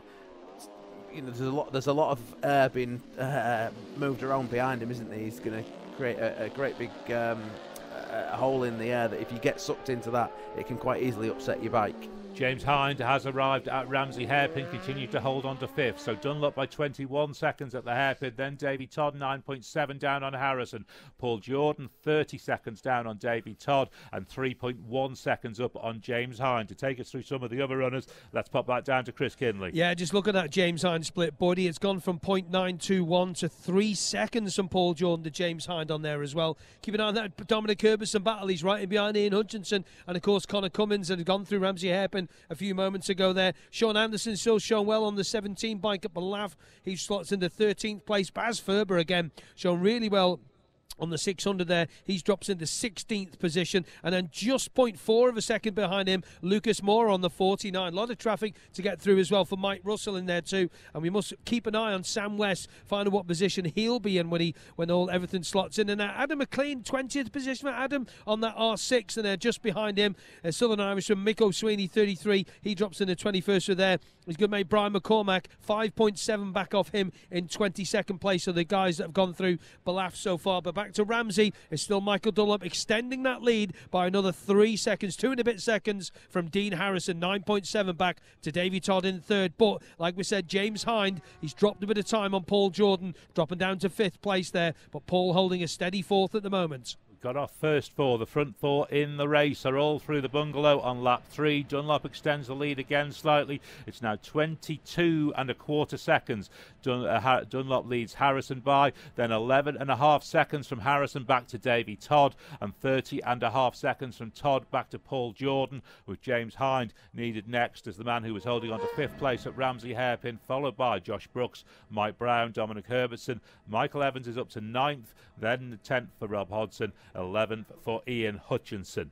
Just got a little a shot of Dean Harrison up on the mountain there, and as he rode past the windsock up there, we saw it was an exact headwind, a really strong headwind, direct headwind along the mountain section of the course. So that will be slowing them down up there, and they might find that they're using a bit more fuel. They might find that their gearing is a little bit altered.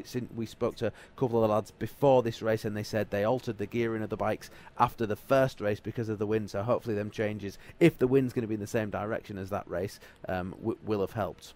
Absolutely. We see Michael Dunlop down into Brandish corner. He's away at Brandish, then he'll head down towards Hilbury. The big drive through the right-hander at Hilbury, then get into the sequence of lefts at Crocknamona and into Signpost. Left, left, left, left. You take them all as one, don't you, Mike?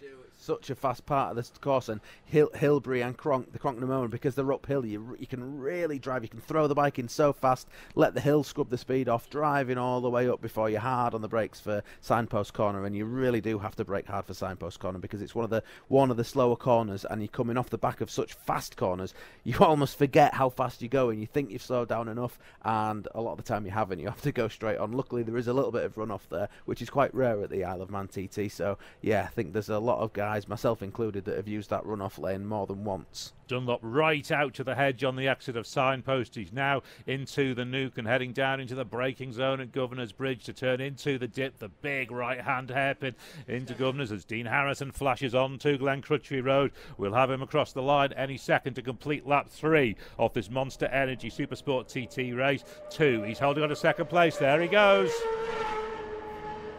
121.45, but here comes our race leader, Michael Dunlop.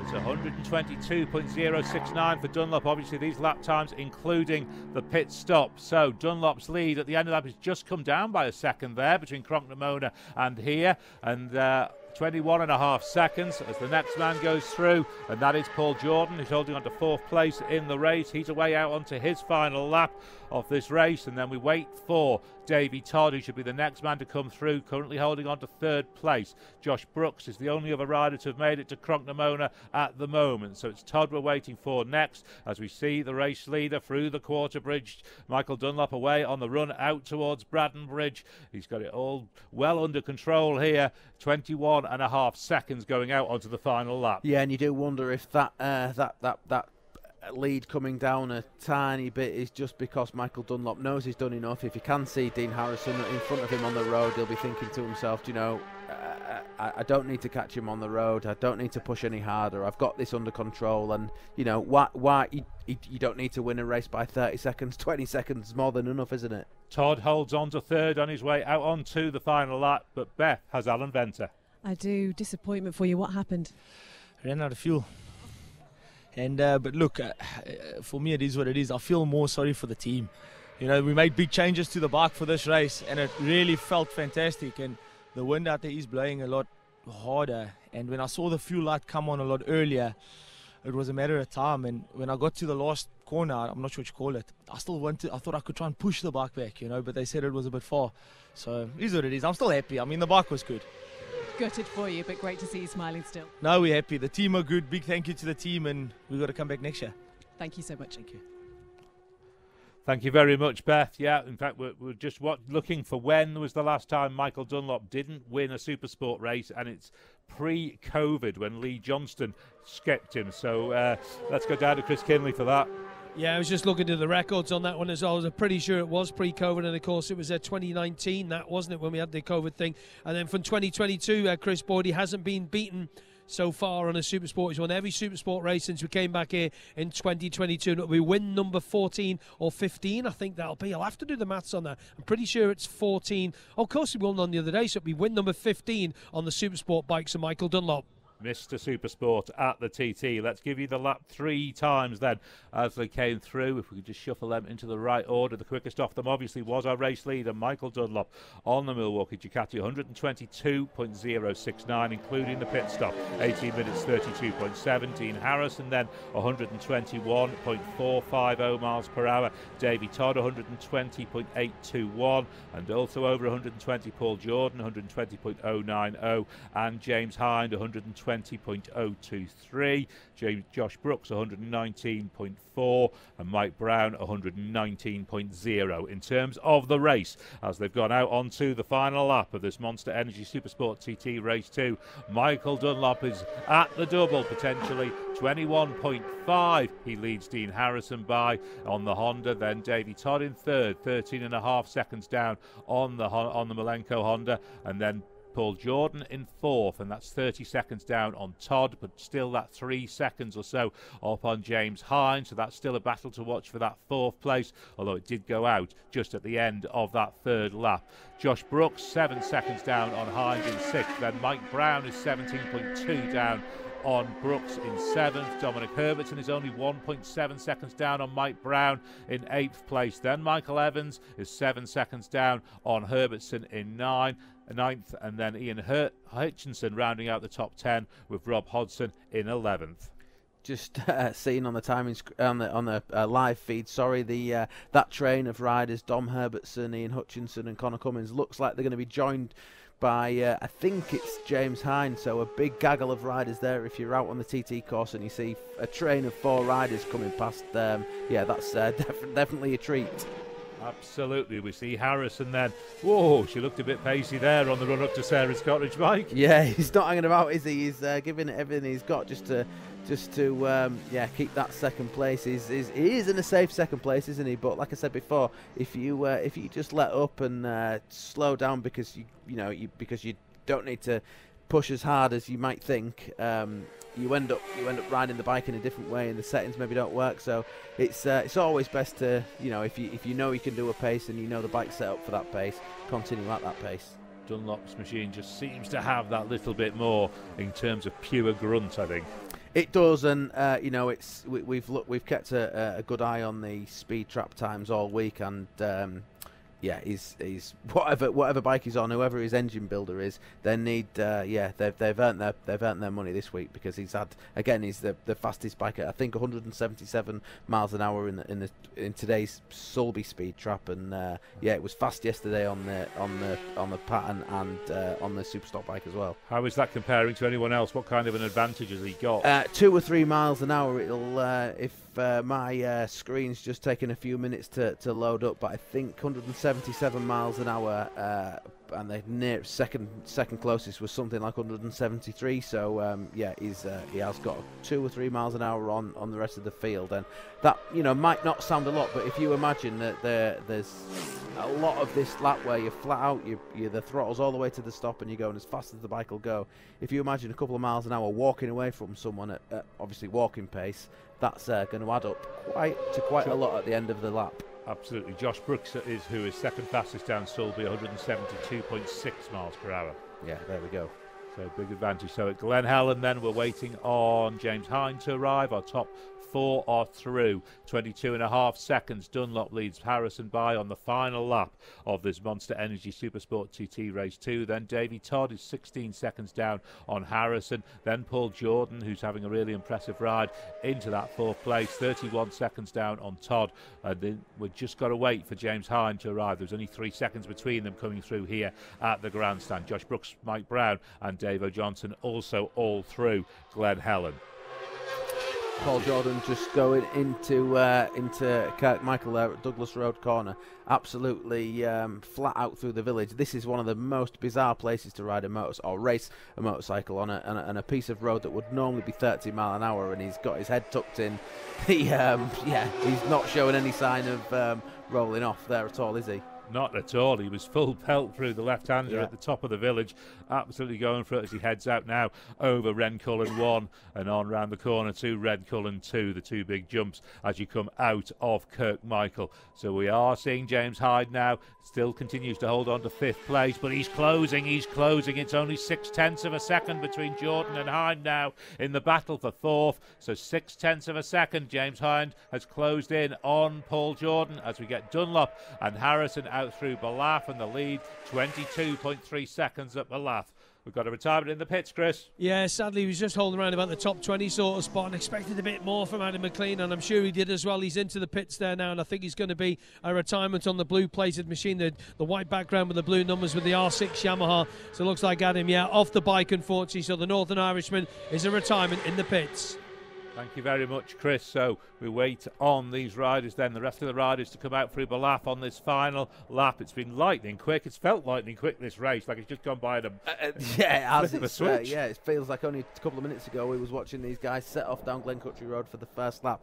James Hind has now got past that gaggle of riders, Dom Herbertson, Ian Hutchinson and Connor Cummins on the road. So it looks like that 0.6 of a second lead or the the small lead that Paul Jordan has over him might be coming down, because James Hyde, now with clear track in front of him, will be getting the hammer down and trying to pull away on the road from that gap. And if he's got a pit board that tells him he doesn't have a very, he's nearly in fourth place, if he's reading his pit boards, if there's anyone out there giving him one, he'll be sure to do his very best to just rein Paul Jordan in and potentially get a fourth place finish, which will be fantastic for the Lincolnshire boy. He's just over the top of Bugaro now, heading down Bugaro Hill. Dunlop, I think, has probably got the signals to say he's got this well in hand. The sector time has just gone out by 2 or 3 seconds than what we would expect on the run from Glen Helen up to Balaf. So I think maybe he's getting the signals. He knows he's got this well under control. Yeah, absolutely. He's a 22-second lead is enough, isn't it? And he'll be riding this lap, just nursing his bike, making sure he looks after the gearbox, looks after the engine, doesn't use too much fuel. We have seen a few guys run out of fuel in this race so far, and I think that's a lot to do with the headwind that we're seeing over the mountain. He does use a lot more fuel when you're holding the throttle opened for that extra bit of time, so he'll be just looking after himself. Of course, there's more racing to do this week, so he'll be not wanting to wear himself out too much. We might see him out on the practice lap later on today if that still runs. So he'll just get to the end of this lap, another Supersport win, and he'll be a very happy lad. Dean Harrison then out through the bottom of Sky Hill and on to Milltown. He's heading up towards Schoolhouse Corner now as the leader on the road, but there already into view is Michael Dunlop, now closing to maybe 5 seconds or so behind him on the road. Yeah, it's not a lot at all, is it? And if he knows that Dean Harrison is his closest competitor in this race, if he knows he's got the first place from Dean Harrison, then all he needs to do is keep an eye on Dean, and if he stays within 30 seconds of him, which he obviously is, he knows he's got the win. So whether he looks at his pit boards or not. We'll get them through Ramsey Hairpin. It'll be Michael Dunlop who's second on the road but leading in the race, as we see Dean Harrison just clip the giveaway line at White Gates and on up through Stella Maris. A little bit of room left at Stella Maris. The Bruce Anstey line there is literally right up towards the barriers. Dean Harrison then arrives at the hairpin. Michael Dunlop has come through as well. It's 22.9 seconds, so around about 7 seconds between them on the road, but Dunlop leads by 22.9 seconds in the race. We'll wait for Todd and James Hind in this podium battle. Chris Kinley.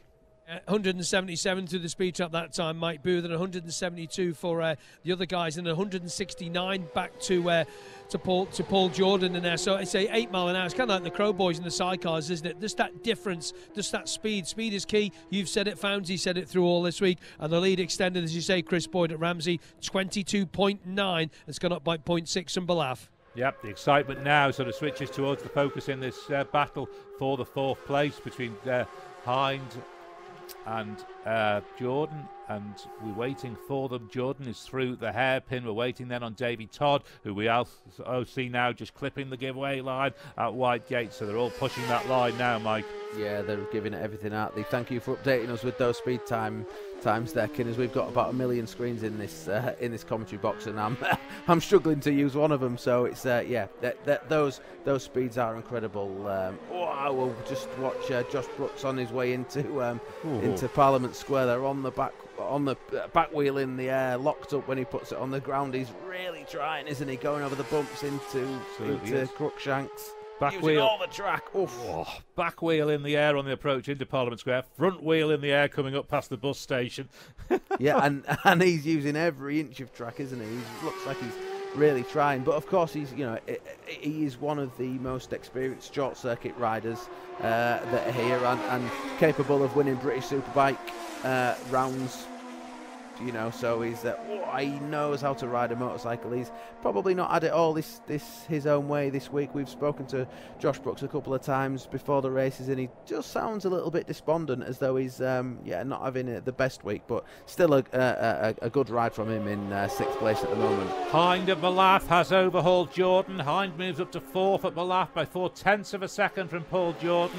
So we've got Dunlop, Harrison and Todd are front 3 in the race. Then there's this huge scrap between James Hind and Paul Jordan, holding 4th and 5th at the moment. Then Josh Brooks is in 6th and he is up through. Ramsey onto the climb of the mountain for the final time. Then we're waiting on Dominic Herbertson, who will be in 7th. Then Mike Brown is onto the climb of the mountain. Then it'll be Hutchinson, Evans and Hodson. Still all together on the road are Hind, Hutchinson, Dom Herbertson, and then a couple of bike lengths behind them, Connor Cummins. They'll be dragging each other over the mountain. They're treating this like a short circuit race, aren't they? And the last time we saw them, Connor was at the front of the pack. He's now been shuffled right to the back. Yeah, I think they're having a lot of fun, aren't they? It'd be interesting to see whether or not they use each other's slipstream to just to give each other a couple of extra Hind miles was an hour. out to the barriers there through Stella Maris. Really racy line from James Hind.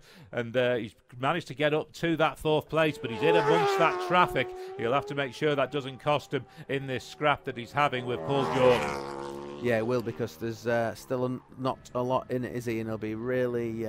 It has cost him. It's cost him. He's back down to 5th again. Jordan has managed to get 3.2 seconds up on him at Ramsey Hairpin. So traffic just costing James Hind. It's Dunlop leading at Ramsey Hairpin by 22.9. Then 16.7 between Harrison and Todd. Then 36 seconds between Todd and Jordan. And that's now 3.2 seconds up on James Hind. A position change again at Ramsey on the final lap. Jordan moves up to 4th from James Hind. Then Josh Brooks is in 6th. Mike Brown is 7th, Dominic Herbertson in 8th, rounding out the top 10, Ian Hutchinson and Michael Evans. It is frustrating, isn't it, when a little bit of traffic is the difference between 4th place or 5th place, but you know it's part of the course, it's part of TT racing. Paul Jordan will have had a little bit of traffic. The only thing is the guys that Paul Jordan would have been round on the track would have been a little bit faster than him, and all they would have done is drag him forward. Unfortunately for James Hind, he's caught some guys that have been in front of him on the road that aren't quite as fast. So while it's not too bad to get a bit of a slipstream, if you do get tangled up with them, that's when it can cost you time. And that also seem to be having their own dice, because they've been changing position, Herbertson, Hutchinson and Cummins. So they're having their own little mini dice, and then James Hines arrived upon it and couldn't quite obviously get through. Yeah, and whilst it's great fun, it's not really conducive to fast lap times. It might help them potentially when they get in the mountain section, because it's so windy. They can use each other as a bit of a slingshot, like we see people doing at the Northwest 200. But it's, you know, to make that work and make that improve your lap time, you've got to be very clever, and it's probably not something that's you can really do properly on the TT course. Michael Dunlop then through, and Craig Nabar, and on his way down towards Brandish, down through Gobnagay into the very gentle right-hander. You take that flat, presumably. You do take that flat, although it does take a couple of nights of practice to have grow your stones big enough to take it flat, because it is very, very fast. Of course, Brandish after it is just a little roll. I used to be a lot sharper that corner. It used to be on the brakes, down a couple of gears. Now it's just a roll. You chuck it into Brandish. Down the hill to Hilbury, where it's uphill all the way up Cronknamona and Signpost Corner. A couple of really beautiful fast parts of the TT course. Dunlop then is a couple of miles away from completing the Monster Energy Supersport TT double at TT 2025. He's unbeaten so many years, and this will be a 15th Supersport win as we already see him. It's 26.1 seconds now at Cronknamona, but he's already through Signpost, not as far out towards the hedge on the exit of Signpost as he was on lap 3. He's down through Bedstead, then heading down past the school on the left-hand side, down towards the Nuke. Bemeg School. He goes down into the Nuke, drops down the Nuke, and then we'll see him under the trees, and he'll reappear into the braking at Governor's Bridge, get the thing turned into the right-hander. He's almost caught Harrison. Harrison's just coming out of that turn in the dip as Dunlop arrived into the braking zone. So we're going to have Dean Harrison across the line first, but it will be Michael Dunlop's race, it looks like, for sure. So Harrison is on to Glencrutchy Road. Here he comes. But here's our race winner at the double at TT 2025, the double Supersport win for Michael Dunlop.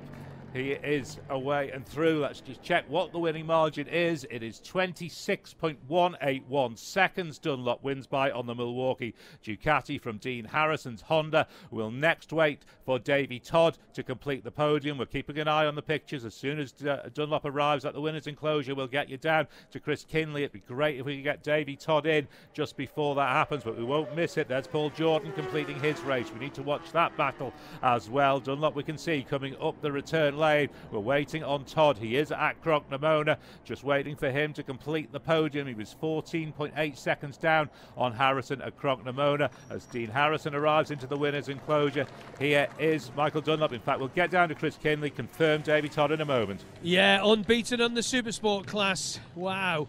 2022, a double. Here we go.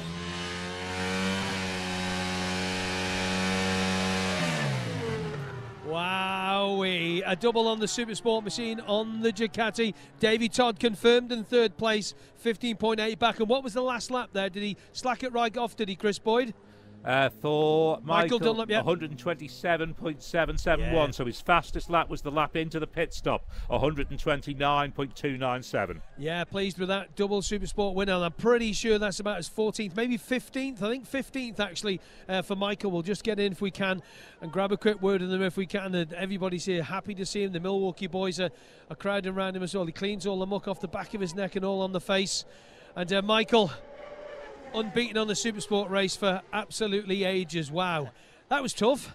Yeah, the boys worked all last night. We had a bit of a, not a bit of an issue, but it was something we had to work on. And the boys worked like dogs all last night, and thanks to the whole team. It's nice to have the livery too. It was a different livery for today. For the Ducati heads were here, so it was nice to, when they were here watching, to win on the bike for them. Do you know the last time you lost the Supersport race? Can you remember when that was? Probably when I broke down. Yeah, 2019. So yeah, no, look, you know, I've enjoyed it. You know, the Ducati. Listen, you know, we buy our own motorbikes. We choose our own manufacturers. You know what I mean? It's listen, the wee bikes mint. You know what I mean? Everybody had this. It was here last year, and we were able to defend it off of the Yamaha. So to get on the Ducati this year and have a good go at it was great. A lot of the people were suggesting that the fact if it didn't run right, you'd run the R6 this year, but Davey ran this bike last year, so we know how good it is. There was nothing wrong with it. The bike never missed a beat, and no, there was no need to move away. The boys worked real hard, and as I say, look, when you can own your own bikes, you can do what you want, but these boys, they've worked all day and night for it, and to repay them with that's the main thing. Not pit stop. She wasn't firing, was she, for a moment? I thought we were going to shit our chips there. I knew Lee, in fairness to Lee, I would have said if he was in the back of her pushing, I thought if this thing don't start, he's going to push me for 2 laps around the whole thing to keep her going. So the problem is with the dry clutch, I didn't know if I could bump her, so we give her a switch to restart it again and reset, and she ignited. But the next job was going to be a bumping session, but the pit stop was good. It was just that it was a bit nerving. 32 wins now. That's nice now. It's to come here to keep winning and to bend the 30 brackets. It's real good. You know, it's one of them things. It's winning races is what I like to do, so I'm enjoying it. Michael, well done again. Thank you, boss. Well done to you there. So Michael Dunlop gets the win for number 3, Dean Harrison. They're just taking the photographs there, and we'll grab a word with Dino if we can. You're very clean shaven. We better turn around because we want photographs of us doing this. You're very clean shaven today, young man. Well done. I needed to save some weight for the 600. It is, yeah. He was away though, wasn't he? Gone, but you hung with him for a bit. Yeah, no, I sat there. I had a little bit of a problem on lap 3. And then I just managed to manage the board to David, to be fair. I would just imagine that. Then he started to come back a little bit, so then I got I pushed on a little bit, then pulled another 5 seconds. I thought that's okay. So, but no, I had a problem at the end of lap 3. What was it? Don't know. I don't really know. There was a technical noise from the back, and I was praying that he were going to finish. He went a bit flat, and I'm like, I'm struggling here. So I just tucked in the best I could last lap, and I'm so happy it finished. So I'm happy with second place in that. Another podium on the Supersport bikes, and Michael on his guy just gone. I mean, he's 177 to the speed up. You guys 170, 171, 172. Yeah, it's too much to give away, especially on a little bike because you sat flat out for so long. But no, that's how I feel the best we could do today. So I'm happy with that. And I've had a third, 2 seconds of the first this week. So far so good. No, I've had worse weeks. You certainly have. Well done, Dino. Cheers, thank you very much. Well done, Dean. Yeah, excellent work there. Well done to him. We'll let him get over to the TV guys. He goes over to shake Michael Dunlop's hand, and we're getting round the back and maybe grab a quick word with Davey. I think he's just over there with the My Cool Man leathers on, just speaking to Grace and the team from the TV. So let's give you the gap then. It was Paul Jordan who came home in 4th place. Chris Boyd, that confirmed, yeah? It is indeed, yeah. He was 3 seconds exactly up on on James Hine. So yeah, that battle had looked like it was going to really rage, but then James Hine just hit that traffic on the final lap, and it's just cost him. So Paul Jordan gets 4th. It's still a fantastic result for James Hine in 5th. Josh Brooks in 6th. Mike Brown 7th, and Dominic Herbertson 8th. Yeah, good stuff. Ian Hutchinson slots into 12th place, the number 9th place for the number 12. And let's speak to our 3rd place finisher then. That is Davey Todd on the Malenko by Paget's My Cool Man. I love the colour scheme, Davey Todd. I'm loving it. How are you, mate? Yeah, good, mate. Worn out after that one. For some reason, I find the smaller bikes so much more difficult than the bigger bikes. It's the wrong way around, I think. I just got on the smaller bikes and just been in that welded to the tank, tucked in position 24/7 just gets to me, and try my best. I give it my all, and lost a rear brake on the first lap. I think we'd have been a little bit closer to Dean, but I'm not sure. Quite challenging for second. I don't know if he had a little bit more in the tank, but yeah, really stoked to be on the podium today, and with a My Cool Man by Paget's team. They've done a great job with the bike all week. You got past Josh Brooks pretty handy today. Yeah, just tried to. That I felt like it held me back yesterday, getting that towing Josh around the whole race. It was like I had a caravan hitched on the back. So just when I got by him, I really tried to get my head down and put in a few good sectors and get away from him, so he wasn't dragging me back. And I think we managed to do just that and got away and just kept my head down, counting the laps away, and yeah, we finished up on the box. So massive thanks to the team. We got on the box. You got it on the box. James Hillier, you and him are ding-donging on the first lap. James, unfortunately, retirement out there, but you know how that feels around here, don't you? Just there, and all of a sudden it's taken away. And conditions out there, David, because I haven't had a chance to ask the other boys yet. Conditions, as from a solo perspective, obviously got the sidecars going out soon. Yeah, she's windy still, same as it's been pretty much the past week or so. It's been blowing a gale, so it's still pretty windy out there. Not the worst it's been, also not the best. So grip seems all right. I thought it'd be pretty greasy, but it seems all right. But then again, we're on the smaller bike, so it's not all that. Conditions are all right. Good to go racing. Yeah, it's all good. You going back out later in the solo practice qualifying lap, or run down lap, whatever they call it? Yeah, maybe. We got a few bikes we got to try a couple of bits with, so potentially yes. All right, Davey, thanks for your time. Cheers, mate. There you go. Thank you. There's Davey Todd in 3rd place. So, Chris Boyd, there's your top 3 in the Monster Energy Supersport race number 2. Thank you very much, Chris Kinley down there. All the podium celebrations will happen shortly. We are due for a sidecar, 2-lap sidecar TT race 2 at 3 o'clock, but I'm getting lots of messages telling me that there is a shower out on the western side of the course, Balacry and areas out on that side of the course, so we'll just have to see what happens with that. News also on Joe Yeardsley from Stu Bainborough. Thanks very much, part of the team. He says it was the clutch that went. It was nothing to do with running out of fuel. It was clutch went for Joe Yeardsley. That's what put him out of the race. So that Monster Energy Supersport TT Race 2 then, Michael Dunlop winning the way, but it was actually who was fastest on that last lap? I think it may have been Josh Brooks who was fastest on the last lap. We were trying to get those times up. In fact, we'll go down to Beth, who's got Ian Hutchinson. Yeah, just walking along with Ian Hutchinson here. Your pit stop, 46.5 seconds. That was absolutely amazing. Yeah, I think we're not using a lot of fuel. So, yeah. Obviously, we don't change anything, we just put fuel in and go again, but yeah, we're just down a bit on speed, and obviously the 2 rides I was up against on the Ducatis, they're supping some fuel, and it took them ages to come back past me, but to be fair, it was not nice riding around with 2 Ducatis because it was sending my bike all over the place with the sort of trying to slipstream them, but also it was pulling me on because I didn't have to try and break the wind everywhere. I was just stuck behind them on the straights, and it was getting me along every straight a little bit faster, but not so nice to be around 2 Ducatis for the whole lap. And you know, it is, I mean, it's pretty windy down here. I can imagine it's worse up top, and that's going to have an effect as well. Yeah, to be fair, from here, from Union Mills to Balacrane was the worst. My bike just would not pull top gear at all, and then again up the mountain mile. The rest of it I didn't notice too much. It is blustery, but yeah, just from here to Balacrane was ridiculous. I was basically trying to keep in 5th gear, but then had to go 6 and it just stopped dead. But yeah, we're through it and we'll move on. Do you know what? You've just done over 150 miles. You don't look like you've broken a sweat. No, it wasn't a hard race because we need a bit more speed. But yeah. Happy enough though? Yeah. Great to talk to you, thank you.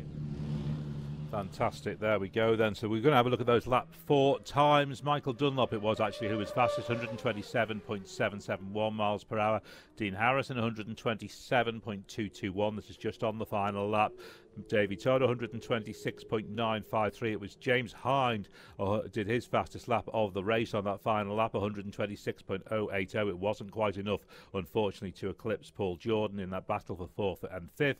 Paul Jordan did 126.054. Josh Brooks 125.826, also above 125 miles an hour. Ian Hutchinson 125.425, who we just spoken to, and Connor Cummins 125.399, and Dominic Herberson 125.383. Those three all circulating together. Sean Anderson was up over 125 miles an hour as well, 125.2. So too Mike Brown, 125.2. I think that's all of the riders over 125. The fastest lap of the race was Michael Dunlop on lap 2, coming into the pit stops 17 minutes 30.5, 129.297. So just whilst the photos are still being taken down there, we'll start to run down the complete finishing result of Monster Energy Supersport TT Race 2. It is Michael. In fact, before we do that, we'll drop down to Beth, who's got Brian McCormick. Yeah, talk us through that, Brian. How was it? Brilliant from here to Ramsey. Unfortunately, I'm like a parachute coming across the mountain. Unfortunately, in the wind, it's killing me. But look, it's nothing I can do about that. It was a really enjoyable race. Had a few people to pass. It was a bit sketchy. One of the riders in front of me pulled up at the last minute to leave me go up the outside, but I was going up his inside and then put me into a wall. So it was a little bit hairy coming through people, but it was as I said, it was good from here to Ramsey, and I struggled all the way back. But there's nothing I can do about that, unfortunately. But my times are okay for from here to Ramsey, so I'm happy enough. As I said, it's a small bike with a big lad. When you have a moment like that, how do you get your head back into it? Sometimes it fires you up, actually, kind of wakes you up a bit and says, right, come on. So I got a good incentive to get by the two of them and go then, so I did, and I had a clear road for the rest of it, but it was just, I needed a big slipstream across the mountain to kind of help me across. I was hoping Adam McLean, because he was really quick across the mountain, would come past me again, and then, but look, it's not my class, it's just one I do enjoy riding, but and I have to say thanks to everybody out there who was waving me on, and nearly falling off the ditch just waving at me, so it was good, enjoyable last couple of laps. Are you going to go out for the solo lap later? Oh yeah, loads to try on a big bike. We weren't happy with the stock race either, so I sound like I'm moaning all the time. I'm not. I'm enjoying it, but it's just a few things to try. Yeah. Have a cup of tea in the meantime. Oh, definitely. Thanks. Great to hear from Brian McCormick. We've just had a look at the rainfall radar. It does show showers pretty much down across the whole of the western side of the island. Showers into certainly all of the western side of the course, and then another shower behind that potentially as well. So we'll just have to see what happens. At the moment, we are on track for a start to the Sidecar Race 2 at 3 o'clock, but we were focusing on Supersport Race 2, where Michael Dunlop completes the double, as he has done for the last 3-4 years at TT on the Milwaukee Ducati. He won by 26.181 seconds from Dean Harrison on the Honda. Davy Todd then in third, 15.8 seconds down on Harrison on the Coolman Malenko Honda. Paul Jordan in fourth on the Jackson Racing Prosper Honda, 38 seconds down on Todd, and just ahead of the North Links Components machine, the Suzuki of James Hind, 3 seconds, and he is with Beth. What a ride by him. I tell you what, James, that was absolutely incredible, that dice you were having out there. Just talk us through it. Yeah, well happy with that. I didn't realise how close I was off fourth. Paul was fourth, so yeah, I didn't realise how close I was, but... You had it at one point, you overtook it. Yeah, I didn't realise. I've only got one board out there coming down onto Glen Crutchy Road, so I could have done with a few more, but yeah, we'll try. Yeah, happy with that, fifth. And in terms of conditions and how the bike was running, how was all of that? The bike was mint, it was a dream, no mistakes, nothing. Just a wind I could have done with maybe another tooth on the back just to pull us up the mountain. It wasn't pulling 6, so... Yeah, loads of people saying that. It's really tricky up there. Yeah, hopefully it'll steady down for later on. So you're going to go out again later, but that's absolutely brilliant. Can't even really celebrate though, can you? Yeah, we'll celebrate tonight. Thanks, James. Cheers. Absolutely superb ride by James. He's been threatening that kind of ride, Mike, for several years, and now it's happened. We're seeing lots of new talent coming through into these sort of 4th, 5th, 6th places at TT this year, as well as people making the podium, as Mikey Evans and Rob Hodgson did yesterday. So it's getting lots of newer talent emerging here. Yeah, it is. It's there's a lot of names that are just working their way up, like them names you mentioned, Mike Brown, Dom Herbertson, Mikey Evans, Rob Hodgson, Sean Anderson. He's taken a big step forward this year. Nathan Harrison, obviously a local lad. It's fab to see, and long may it continue. Getting some new names here, and threatening for those top steps of the podium. Absolutely. Another one of those is Darrell Tweed, who has finished 23rd. It's a surprise to me to see that this is only Darrell Tweed's second TT. It seems he's been around so long. 23rd place, and he's with Beth. Yeah, we're just saying it's only your second TT, Darrell. 121.009. How's that for you? Aye, pretty good. Hey, happy I went a wee bit quicker. I've been having wild bad luck with my 600 this fortnight, so it was good to actually go a wee bit faster on it than I did last year, so I'm happy to see that, to be honest. And we know that you've been struggling a little bit physically, so how are you feeling after 150 miles or so? I don't actually feel too bad, surprisingly. I held up better there. The girls in the medical centre there and that do the physio, they do a real good job of taping you up, and they have it really good this time, so it's not too bad. Brilliant. Glad you're so happy with that. Well done, Darrell. Thank you very much. I'm just going to go over here actually and just see if I can just sneak in and speak to Loris Meitzen, because we caught up with you beforehand. Obviously you had disappointment in the first race, but happy enough now, I guess. I really enjoyed this one. It was a 4 lap of fun. The bike was feeling great. I was lacking a bit of power because I'm running a stock engine, but it was a real fun experience. I had a big fight with some guys. Unfortunately, some guy in front of us crashed at Griba Casa. I hope he's okay. It didn't look good, but yeah, I managed to bring it home and deliver a good result, top 30. So I'm really proud of that. And thank you to all my fans, thank you to all my team, and all my sponsors. And hello to my mum. Oh, that's lovely. Thank you so much. Yes, that was 29th place, 119.571, and a very happy Loris there. Kinners. Yeah, thank you, Beth. Well done to Loris McCann, newcomer, of course, last year, his second year at the Isle of Man TT. Ladies and gentlemen, this is the presentation for the Monster Energy Supersport TT Race 2. And can we please welcome in a big cheer at the Isle of Man TT Grandstand for one of our own, 35 Tour de France wins, Sir Mark Cavendish. Great to see Cav up on the line again today here at his home island. Ladies and gentlemen, in third position, riding the My Cool Man by Padgett's Motorcycles on the CBR 600, number 8, Davy Todd.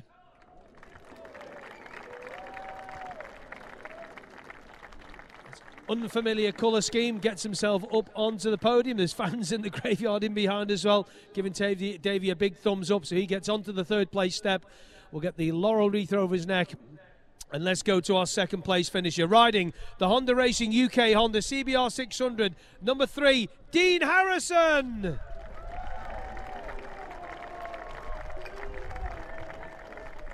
Yes, I think we're going to have to hold on to all the crash helmets here because I think the wind is blastering up here. And he hasn't lost the Supersport race since way before COVID. He's won it since we came back after pre-COVID, riding the MD Racing Ducati Panigale, 32 times winner, number 6, Michael Dunlop.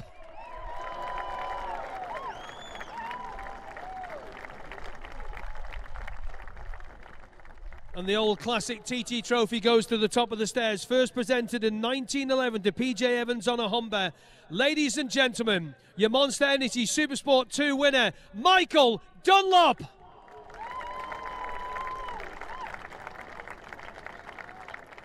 And ladies and gentlemen, if you're able, please be upstanding for the anthem.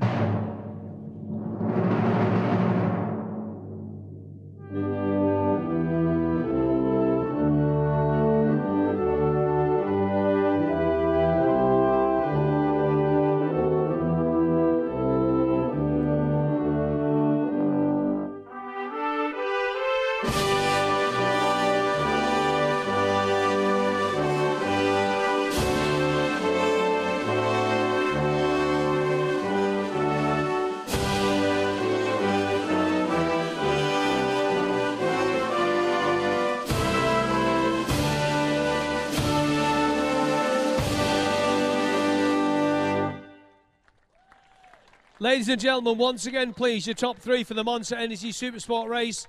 Davey Todd, Dean Harrison, and of course your winner, Michael Dunlop. We're about to go to champagne. And also thank you to Sir Mark Cavendish for presenting the awards. They've beaten a hasty retreat.